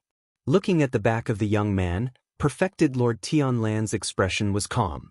His eyes flickered slightly, but no one knew what he was thinking. From here to the end of the long street, Lu Chen walked all the way, but he did not look back even once. Did he have a guilty conscience, or did he completely trust Perfected Lord Tianlan and never had any doubts? When Lu Chen's back completely disappeared, Perfected Lord Tianlan slowly retracted his gaze. At this moment, he was the only one left in the huge, mysterious underground city. Everything was silent, except for the strange red light above his head that was floating and sprinkling down. His figure looked a little lonely. Standing on the street of the Immortal City, Old Ma looked at the underground entrance that was heavily guarded and tightly surrounded by cloth and sighed in boredom. The weather was good today. Sunlight sprinkled down from the sky, warm and comfortable. Old Ma moved his body and stretched comfortably. Then he saw a sudden movement behind the cloth and Lu Chen walked out from there. Old Ma went up to greet him. Soon, Lu Chen also saw him and nodded to him. After walking past the group of guards, he walked towards Old Ma. When the two of them walked together, Old Ma first looked up and down at Lu Chen. After a while, it could be seen that he seemed to be relieved. Sensing Old Ma's reaction, Lu Chen looked at him and gestured for the two of them to walk forward together. Then, his expression did not change, but he smiled and said, "What's wrong? You seem to be very worried about me?" Old Ma shook his head and said, No. Your life is unparalleled in the world. So many things in the past didn't kill you. What will happen now?" Lu Chen scolded with a smile, but his expression was still indifferent. Except for Old Ma, other people probably thought that he was just talking about something irrelevant. However, after taking a few more steps forward, Lu Chen changed the topic and started to ask Old Ma about the changes in Fuyunji during the time he left the Immortal City. "It's not a big change. It's nothing more than some meritorious rewards. After all, everyone has been working hard in the past few days and almost uprooted the devil cult. That's right. Didn't we capture the other leader of the demon sect, the West Continent Hall Master Fante? These days they have been detained in Fuyunji, the interrogation should be almost done and they are ready to deal with the remaining evildoers of the devil cult." Lu Chen's footsteps paused slightly. After a moment of silence, he asked, "You still haven't made your move?" Old Ma spread his hands and said, "The foundation of the devil cult in the Immortal City has basically been destroyed by us. Fan Tue's territory is at the West Continent. Even if we go there, we will need some time to prepare. Furthermore, the overall situation is set. The remaining demons are not worth mentioning. We can just send some people over." Lu Chen snorted and said, "I remember that Fuyunji treated such things as the most important thing in the past. No matter where the remaining evildoers of the devil cult were, we would deal with them immediately and rush over as fast as we could."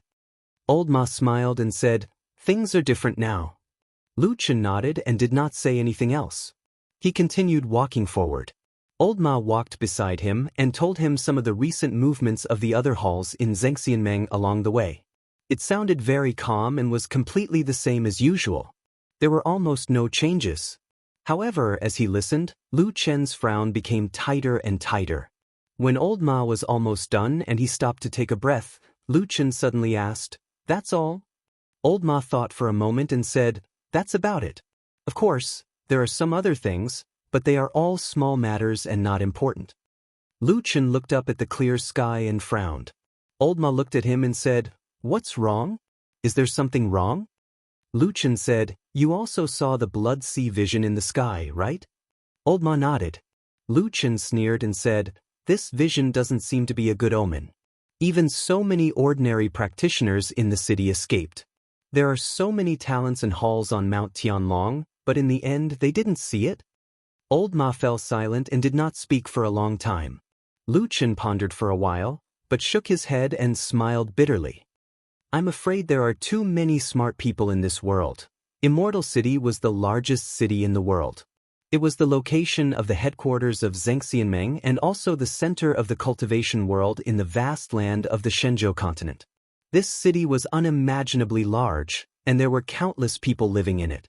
In this city, there was no doubt that Zhengxianmeng's forces were the largest and most powerful, and Fuyunji's hall was even more outstanding. But even if it was Zhengxianmeng and Fuyunji, they also had dark corners that they could not see. In this city, there were also many other small forces. They huddled together to survive. Of course, they did not dare to fight against a behemoth like Zhengxianmeng. If they did that kind of brainless thing, they would be smashed to pieces. However, no matter what, it was impossible for one person to eat all the good things in the world, even if it was as strong as the Fuyunji under the rule of figures like Zhengxianmeng and Lord Tianlan. Therefore, there were many such small forces, and they also lived well in Immortal City. Even Zhengxianmeng turned a blind eye to them. Far away from the White Tiger district where there were many incidents during this period of time, in a secluded tavern in the Black Tortoise district of Immortal City, at this moment, there was a young and handsome man sitting alone drinking. He was the only one in the entire tavern. It seemed that business was bleak. No one knew how it had been maintained all these years, or perhaps customers would only come at other times. This man was he. He poured and drank by himself. The speed at which he drank was neither too fast nor too slow. After a while, when he had probably drunk half a pot of wine, the curtain at the back door of the tavern was lifted by someone. It was the tavern owner, a skinny old man, who walked out. The tavern assistant, who was originally standing by the counter with a strange expression and staring at He, came up to him. The tavern owner gave him a few instructions in a low voice with a faint expression. The assistant replied with an "oh," then moved a stool to the entrance of the tavern and sat down directly, as if he was guarding the door. The tavern owner then walked to He's side and smiled at him. The smile seemed to be insincere and not warm. Instead, it was rather sinister. He said, "Sir, please follow me." He glanced at him. For some reason, an inexplicable struggle flashed through the depths of his eyes. However, very soon, his expression calmed down again. He nodded slowly, stood up, and followed the tavern owner into the back of the tavern that was hung with curtains. In front of them was a long and narrow passage, and then they saw the tavern's kitchen. It seemed a little dirty, but the two of them did not care. The tavern owner directly walked to a cupboard where bowls and chopsticks were placed. He forcefully moved the cupboard away, and a secret door that was only half the height of a person was revealed on the wall behind the cupboard. The tavern owner pushed the door open, then turned back to look at He. He frowned and looked at him somewhat unhappily. The tavern owner shrugged and said indifferently, "The person you're looking for is waiting for you over there. Whether you want to go or not, it's up to you." He was silent for a moment. Then he lowered his head without saying a word and went through the secret door. With a bang, the secret door closed behind him. Then there was a rumbling sound. The skinny tavern owner must have pushed the cupboard back to its original position.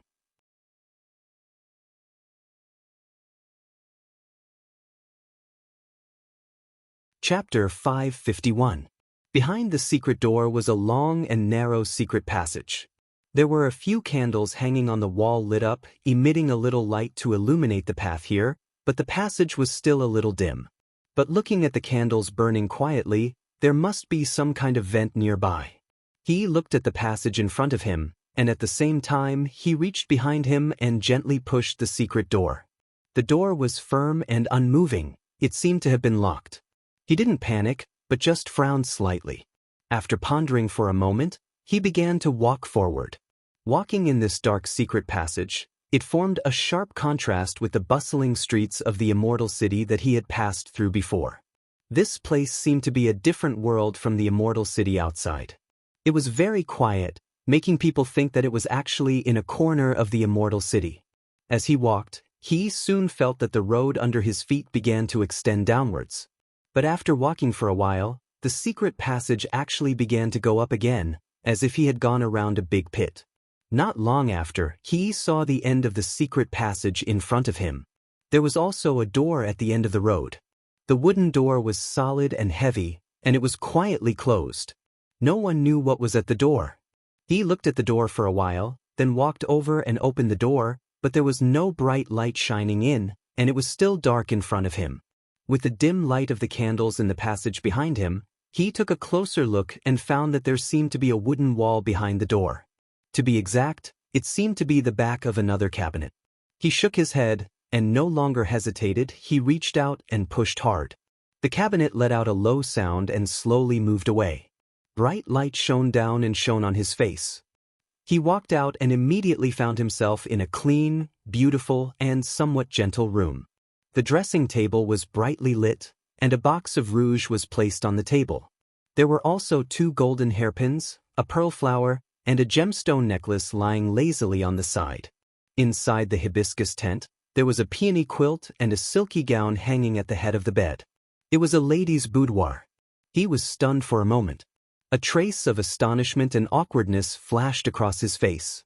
He naturally had a reason and purpose for coming here this time. He had also thought about the twists and turns and unexpected situations that might occur. He even considered whether he would be ambushed when he stepped out. However, he never expected that he would walk into the boudoir of an unmarried woman. A strange man entered the boudoir of an unmarried girl? It sounded like a scene that could ruin a person's reputation. It should be known that the Kunlun party was a 1,000-year-old sect, and they were very strict with some old rules. Fortunately, there seemed to be no one in the house at the moment. The unknown owner should have gone out. He breathed a sigh of relief subconsciously. Just as he was considering whether he should leave immediately, he suddenly heard light footsteps coming from outside the house. Someone came to the door of the boudoir. He's face slightly sunk, a glint flashed in his eyes. He suddenly stretched out his leg and kicked backwards. The cabinet slid back to its original position, perfectly covering that secret door. His body was like a fish swimming in the water. In a flash, he silently flashed to the back of that door. Creak! The door was opened. The door opened in front of He, covering his figure. He looked through the gap and saw a graceful lady walking in with light and quick steps. Although he could not see her face, that graceful figure, fair skin, beautiful side profile, and the faint fragrance that wafted over seemed to tell him that this lady was a rare beauty. She did not turn around to close the door. Even though if she closed the door and looked up, she would be able to see He's figure. She walked straight to the dressing table and sat down in front of the mirror. Then the mirror reflected her beautiful, flawless, charming, and affectionate face. She smiled at the mirror. At that moment, the whole room seemed to brighten up a bit. Then she picked up a golden hairpin on the table and inserted it into her hair. At the same time, she said, "Hello, my surname is Song, my name is Song Wenji." He took a deep breath, then walked out from behind the door. He looked at the lady's back from behind, then nodded, bowed, and said expressionlessly, "I am He. Nice to meet you, Miss Song." Oma. Back on Tianlong Mountain, Lu Chen and Old Ma walked through the mountain road. After seeing the figures of Fuyunji Hall and Kunlun Hall in the distance, Lu Chen suddenly called him. Old Ma looked back at him and said, "What's wrong?" Lu Chen thought for a moment and said, "Do you think there is anyone in this world who is always right? Whether it is the way they do things, or what they say, or what they think about anything, they are always right." Old Ma was startled, then shook his head and said, "That's impossible. How can there be such a person? If there really is such a person, I think he is not much different from a god." Lu Chen nodded and said, "Yes, there is no one in this world who does not make mistakes. The only ones who do not make mistakes are probably the gods." Old Ma was a little surprised and said, "I remember that you never believed in these things before." Lu Chen laughed and said, "You are right, and I still don't believe it." As they were talking, the two had already approached the hall of Fuyunji. Old Ma looked inside and said, "I heard that after you came back, you still haven't gone to see Hall Leader Shuang?" Lu Chen said, "She is very busy, and I have nothing to do, so I won't go and disturb her." "Well, anyway, you have a backer now. You can do whatever you want. Old Ma muttered with a little envy and jealousy. Lu Chen did not get angry. After scolding him with a smile, he casually asked, I remember that before I went into closed-door training last time, in addition to continuing to track down the remnants of the devil cult, Fiyunji was also integrating a group of experts from the Kunlun party. How is it going now? Old Ma thought for a moment and said, the progress is not bad, of course, definitely not as good as those people in Fiyunji who have been training for many years. However, those cultivators from the Kunlun party are all loyal to Lord Perfected and can be considered obedient. After this period of time, they should be able to be put to use. Lu Chen's footsteps paused, a trace of a complicated expression flashed across his face. He raised his head and looked at the sky. After a while, he said, well, they are all the elites of the Kunlun party, their qualifications are naturally good. At this point, he seemed to think of something and waved his hand at Old Ma and said, I have something to attend to, I will go first, I will look for you later. Old Ma said, and greeted him, but he walked towards the direction of the hall of Fiyunji. It seemed that he was going in to look for someone. Lu Chen glanced at his back, then turned and walked in another direction. After walking on the mountain road for a while, he came to the front of a familiar house. He looked at the door and frowned slightly. After standing quietly for a while, he went up and knocked on the door. Knock, knock, knock, knock, junior sister? Su, are you there?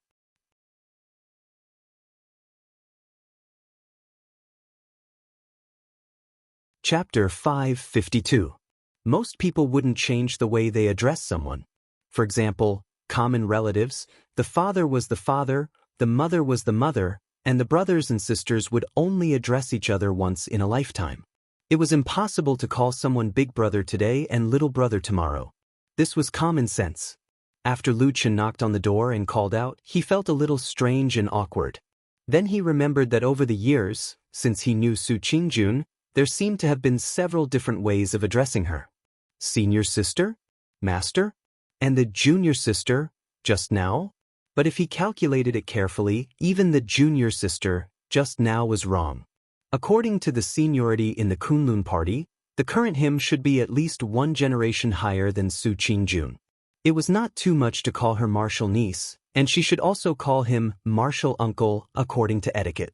It was just that after Su Qingjun came to Mount Tianlong and they met again after a few years, they seemed to have forgotten this point. There was movement in the room.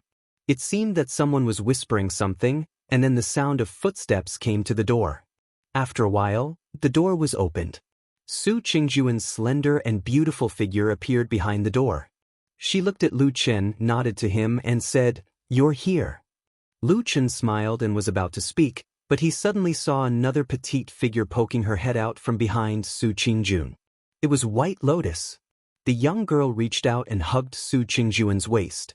It seemed that the relationship between the two women was very close. At the same time, White Lotus's face had a bit of disgust. She glared at Lu Chen, and then said to Su Qingjun, "Sister Su, don't forget what I said to you." Lu Chen was stunned for a moment. He subconsciously felt that there was something in White Lotus's words, and it was most likely not something good. He couldn't help but look at Su Qingjun. He saw that Su Qingjun's face was stunned for a moment, and then she shook her head helplessly, as if she was helpless. However, when Su Qingjun noticed that Lu Chen was looking at her with a puzzled look, she quickly put away her helpless expression. Instead, she looked at Lu Chen with a faint smile, and there seemed to be a deeper meaning in her eyes. Lu Chen didn't quite understand what secrets there were between the two women, but it didn't seem to be good. He coughed, and after thinking for a while, he said to Su Qingjun, "Do you have time? I have something to tell you." Su Qingjun saw that Lu Chen's expression was serious and didn't seem to be joking. She immediately straightened her expression and nodded. "Yes, come in and talk." Who knew that Lu Chen didn't move, but his eyes glanced at White Lotus behind Su Qingjun. Su Qingjun was stunned for a moment, and White Lotus also reacted. She immediately became angry and said angrily, "What do you mean?" Lu Chen smiled and said, it's nothing, don't think too much." As he said, he turned to Su Qingjun and said, Today's weather is good, and there are a few beautiful places in the back mountain. I think you haven't been there since you came here. I will take you there for a walk, and we can chat on the way. White Lotus was so angry that she gritted her teeth. This still told people not to think too much. She was about to open her mouth to mock, but Su Qingjun looked at Lu Chen from the side. After hesitating for a moment, she nodded and said, "All right." White Lotus snorted and grabbed Su Qingjun's wrist. She said in a low voice, "Sister Su, don't be fooled by him again." Lu Chen raised his eyebrows and stared at White Lotus. What did she mean by being fooled by him? She even added the word, again. Su Qingjun looked at White Lotus and her expression softened. She touched her head lovingly and smiled. But she still stepped out of the room and said to Lu Chen, "Let's go." Lu Chen nodded and walked side by side with her. Behind them, White Lotus looked at the back of the two. She only felt that this man and woman were actually quite compatible. She couldn't help but be somewhat stunned. But then she snorted and indignantly walked back into the room, slamming the door shut. Lu Chen and Su Qingjun both heard the angry slamming of the door behind them. They looked at each other. There was no strange expression on their faces. Only Su Qingjun smiled slightly apologetically. Along the way, there were fewer pedestrians on the road. The ancient trees and trees gradually increased. In the surrounding forest, there were gradually quiet bird cries, chirping, lively and happy, adding some vitality to the forest. From home to here, along the way, Su Qingjun didn't speak. Lu Chen couldn't help but look at the woman beside him. His gaze was deep, as if there were many hidden meanings. Su Qingjun seemed to feel something. She also turned to look at him and said, "What is it?" Lu Chen smiled and said, "It seems like I haven't been alone with you like this for a long time." Hearing this, Su Qingjun was startled at first, and then there was a moment of confusion. When they were on Kunlun Mountain, outside her cave residence, Lu Chen built a straw hut. At that time, as long as she left the cave residence, it was time for the two to face each other alone. Looking back on those days that they spent together, it seemed like a very, very long time had passed. Those days in those memories seemed to be very ordinary. But for them, those peaceful days seemed like they could never find them again. She didn't speak for a while. Then she heard Lu Chen suddenly ask, "That's right, why haven't I seen you wearing that flame feather shawl recently?" Su Qingjun was stunned at first, but then she understood what Lu Chen was talking about. After shaking her head, she said, "The color of that shawl is too bright. After my younger brother died, my parents were sad, so I didn't wear it anymore." The younger brother she was talking about was naturally Sumo. As for how he died, both of them knew in their hearts. This was also a knot and gap between the two of them that could not be solved until now. Lu Chen also became silent. However, he had no intention of regretting it, but he knew the price that Su Qingjun had to pay for it. He looked at Su Qingjun and said in a low voice, "It's been hard on you." Su Qingjun's expression turned indifferent. After taking a few steps forward, she said, "What do you want to say to me? Say it." Lu Chen nodded and said, "A while ago, we captured an important figure of the devil cult. He is the hall master of the Western continent, Pantheon. Under Fuyunji's interrogation, he revealed some of the remaining devil cult members and their arrangements in the Western continent. These things were all told to me by Hall Master Xueying. Currently, Fuyunji is already preparing to send people over to deal with and capture him. However, because there are also many other important matters to attend to in Fuyunji recently, most of the elites have to stay in the Immortal City. We are suddenly short on manpower." Su Qingjun raised her eyebrows. She could hear the hidden meaning in Lu Chen's words. With a tinge of doubt, she asked, "You want my help?" Lu Chen looked at her and said, "Actually, I don't need you to do too much. Now, Fantue has confessed that there is an extremely well-hidden spy in our Kunlun party. After thinking about it, I still want you to make a trip over and deal with that spy." Su Qingjun frowned and said, "You want me to return to Kunlun Mountain and capture that spy from the devil cult?" Lu Chen smiled and said, "Yes. Other than you, I don't trust anyone else."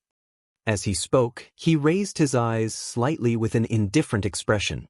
Intentionally or unintentionally, he glanced at the clear sky. Who knew when the horrifying sea of blood would appear in the sky again?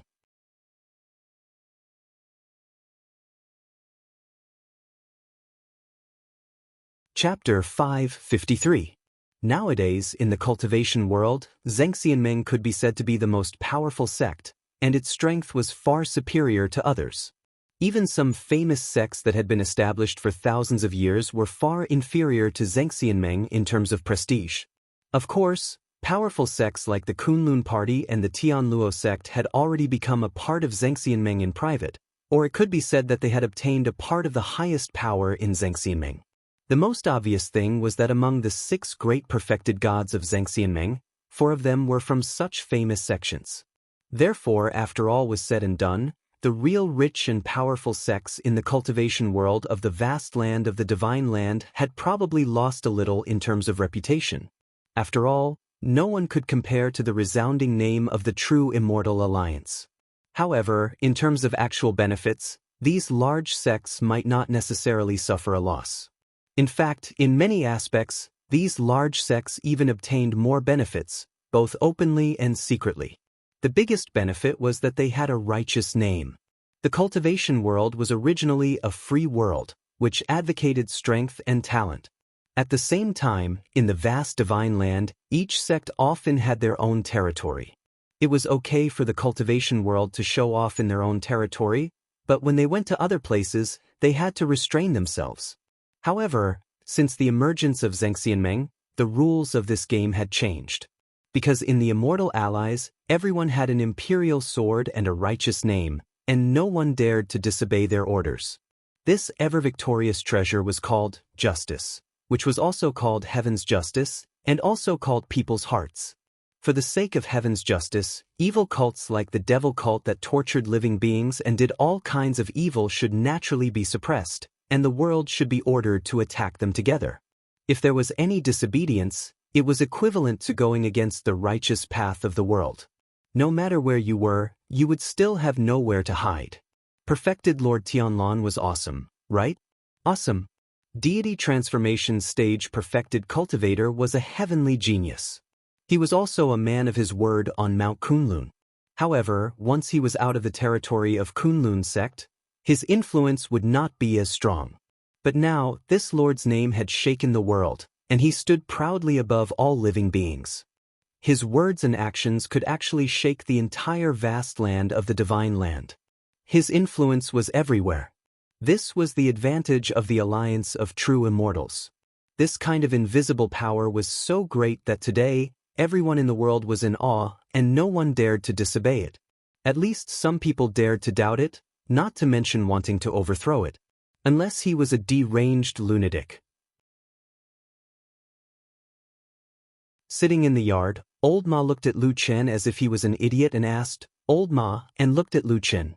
Zhengxianmeng, it was already the dead of night. Lu Chen and Old Ma returned to the old house near the Shima Bridge, sat opposite each other, set up the dishes and wine, and drank with each other. The gentle night breeze blew past. It was very comfortable, but it seemed that the topic of the two people chatting was not quite right. There was no need to mention the relationship between Lu Chen and Old Ma. After more than 10 years, it was not an exaggeration to say that they were friends of life and death.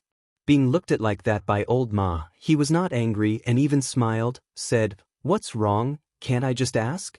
Old Ma rolled his eyes, said, "Nonsense, is this something that can be casually asked? This is also because you have a backer behind you, you are not afraid of anything.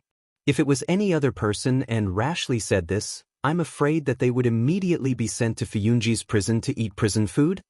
Lu Chen laughed, somewhat ruefully patted his knee, said, You don't say, the feeling of having a dead baldy as a backer is really not bad."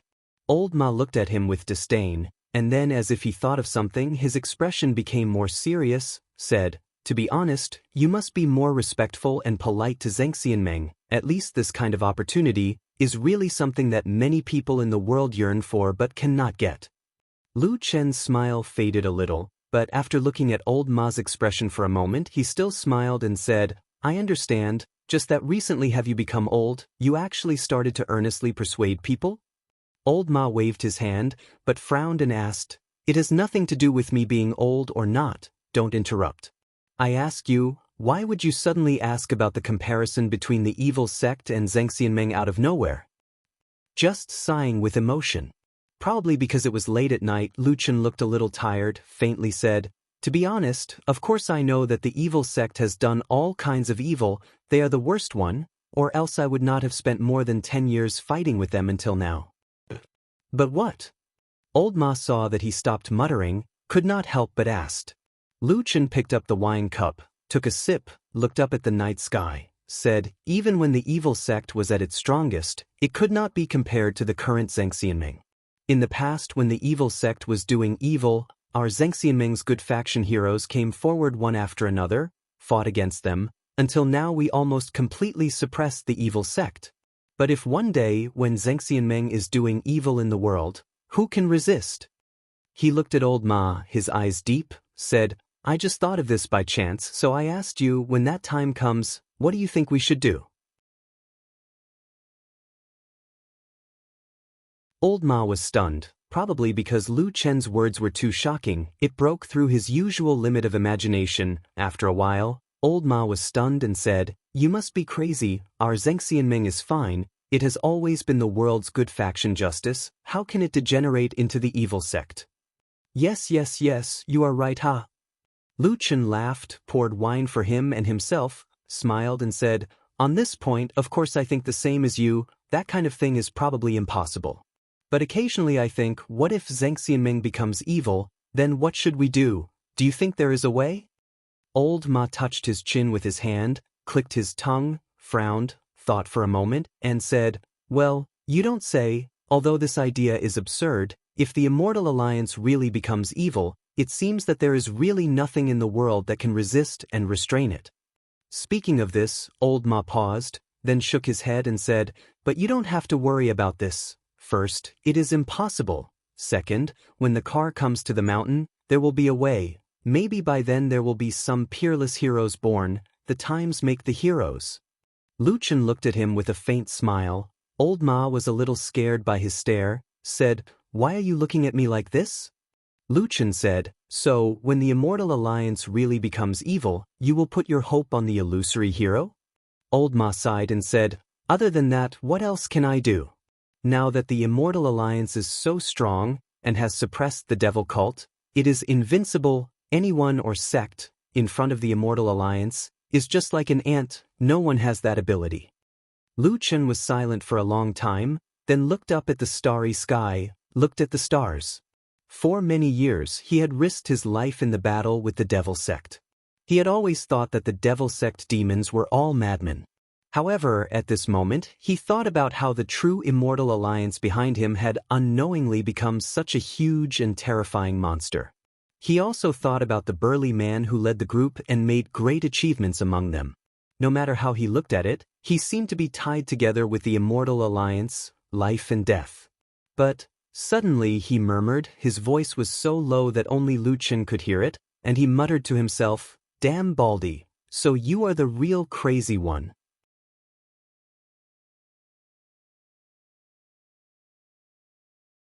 Chapter 554.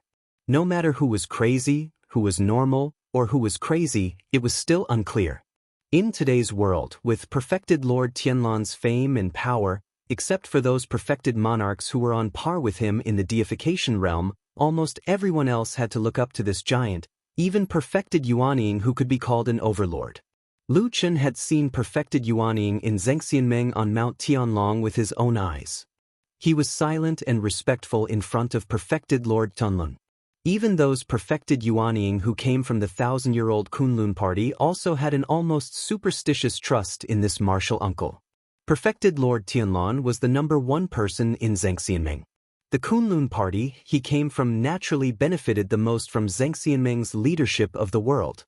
Therefore, sometimes when Lu Chen looked around, he would find that among so many people, there seemed to be no one else who had doubts about perfected Lord Tianlan. It was not resistance, not opposition, just a feeling of doubt, but he did not see any of them. Lu Chen knew why this was the case. Apart from the fact that the damn Baldy was indeed talented and bold, he was almost always right.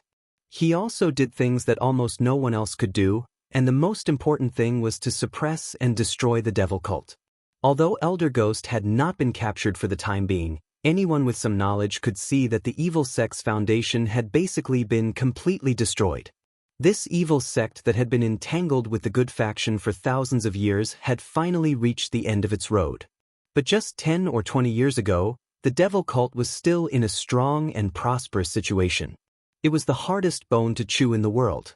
The people of the Union of True Immortals shouted for justice, but no one was willing to face it directly. In the end, there was a long period of time when only perfected Lord Tianlan and Fuyunji that he had built single-handedly fought against the devil cult. 20 years later, the damn Baldi not only won, but also destroyed the devil cult. Looking back for so many years, perfected Lord Tianlan seemed to always prove that he was always right and never made mistakes. But would he make a mistake? Was there really a person who never made mistakes in this world? Lu Chen walked into the Kunlun Great Hall filled with thoughts. He immediately saw the Floating Clouds Division's Hall Master, Shui Ying, who had arrived earlier than him. At this moment, she was talking with True Lord Tianlan in the Great Hall. Of the two people, perfected Lord Tianlan sat casually with a relaxed expression and a calm expression. He would occasionally nod slowly, as if to confirm or affirm something. And now, Shui Ying, who was also famous throughout the world, was in charge of the Floating Clouds Agency, which caused people to tremble in fear at the mere mention of her name. However, at this moment, she seemed to be as obedient as a child. Her body was only half sitting on the chair, and her body was slightly leaning forward. As Lu Chen walked into the hall, Lord Tianlan and Shui Ying both turned to look at him. Lord Tianlan and Lord Tianlan. Lord after Lord and if. As for perfected Lord Tianlan, although he did not get up, he also nodded slightly at Lu Chen in acknowledgement. Lu Chen walked over. He first bowed to perfected Lord Tianlan, then smiled at Shui Ying. So Hall Master Shui is here. I even went to Fuyunji to look for you, but I made a wasted trip. Shui Ying smiled.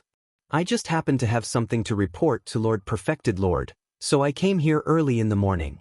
Is there something urgent, Junior Brother Lu? When Lu Chen heard Shui Ying call him Junior Brother Lu, he could not help but feel a little funny. Actually, when Shui Ying was not familiar with him, she had called him Young Master Lu. After he was officially accepted as a disciple by perfected Lord Tianlan, Shui Ying wanted to call him Young Master. However, this was rejected by both Lu Chen and perfected Lord Tianlan. After struggling for a while, Shui Ying decided to call him Junior Brother. It was close and useful. She had been working under perfected Lord Tianlan for many years and had always been his closest confidant. It was not too much for her to call him that. Lu Chen walked closer and said with a smile, "It's nothing urgent. I just want to ask about the remnants of the devil cult in the Western continent. There's no hurry. If you have something to say, you can tell Master first." Shui Ying nodded. However, she did not speak directly. Instead, she turned to look at perfected Lord Tianlan. There was a hint of inquiry in her eyes. Perfected Lord Tianlan said indifferently, "Speak. Lu Chen is not an outsider. There's no harm in letting him know." Shui Ying nodded. Lu Chen sat down on the seat next to her. Shui Ying said to perfected Lord Tianlan, roughly estimating, the number of cultivators who left the Immortal City in the past half a month has already reached 200,000. Lu Chen's expression changed slightly. He did not expect that the first sentence he heard would be this. Furthermore, this number was much more than he had expected. It seemed that there were still many smart people who sought advantages and avoided disadvantages in this world. However, perfected Lord Tianlan did not seem to care at all. He only nodded slightly. He was too lazy to even change the expression on his face. Although he did not care, there were some things that Shui Ying had to ask. At that moment, she asked softly but cautiously, "Milord, there are indeed many people who have left. Furthermore, according to the reports from my spies, there are still many people who are preparing to leave or are about to leave. This number has even exceeded the previous number. Do you think we should do something?" Perfected Lord Tianlan snorted and said, "What do you want to do?" Shui Ying hesitated for a moment and said, "Perhaps we can slightly obstruct them or persuade some people to stay. After all, the Immortal City is where the headquarters of our Zhengxianmeng is located. It has always been known as the most prosperous place in the world. With so many people leaving in such a large number, it is indeed a little, not very good." Lu Chen rolled his eyes in his heart. He thought to himself, how is this not very good?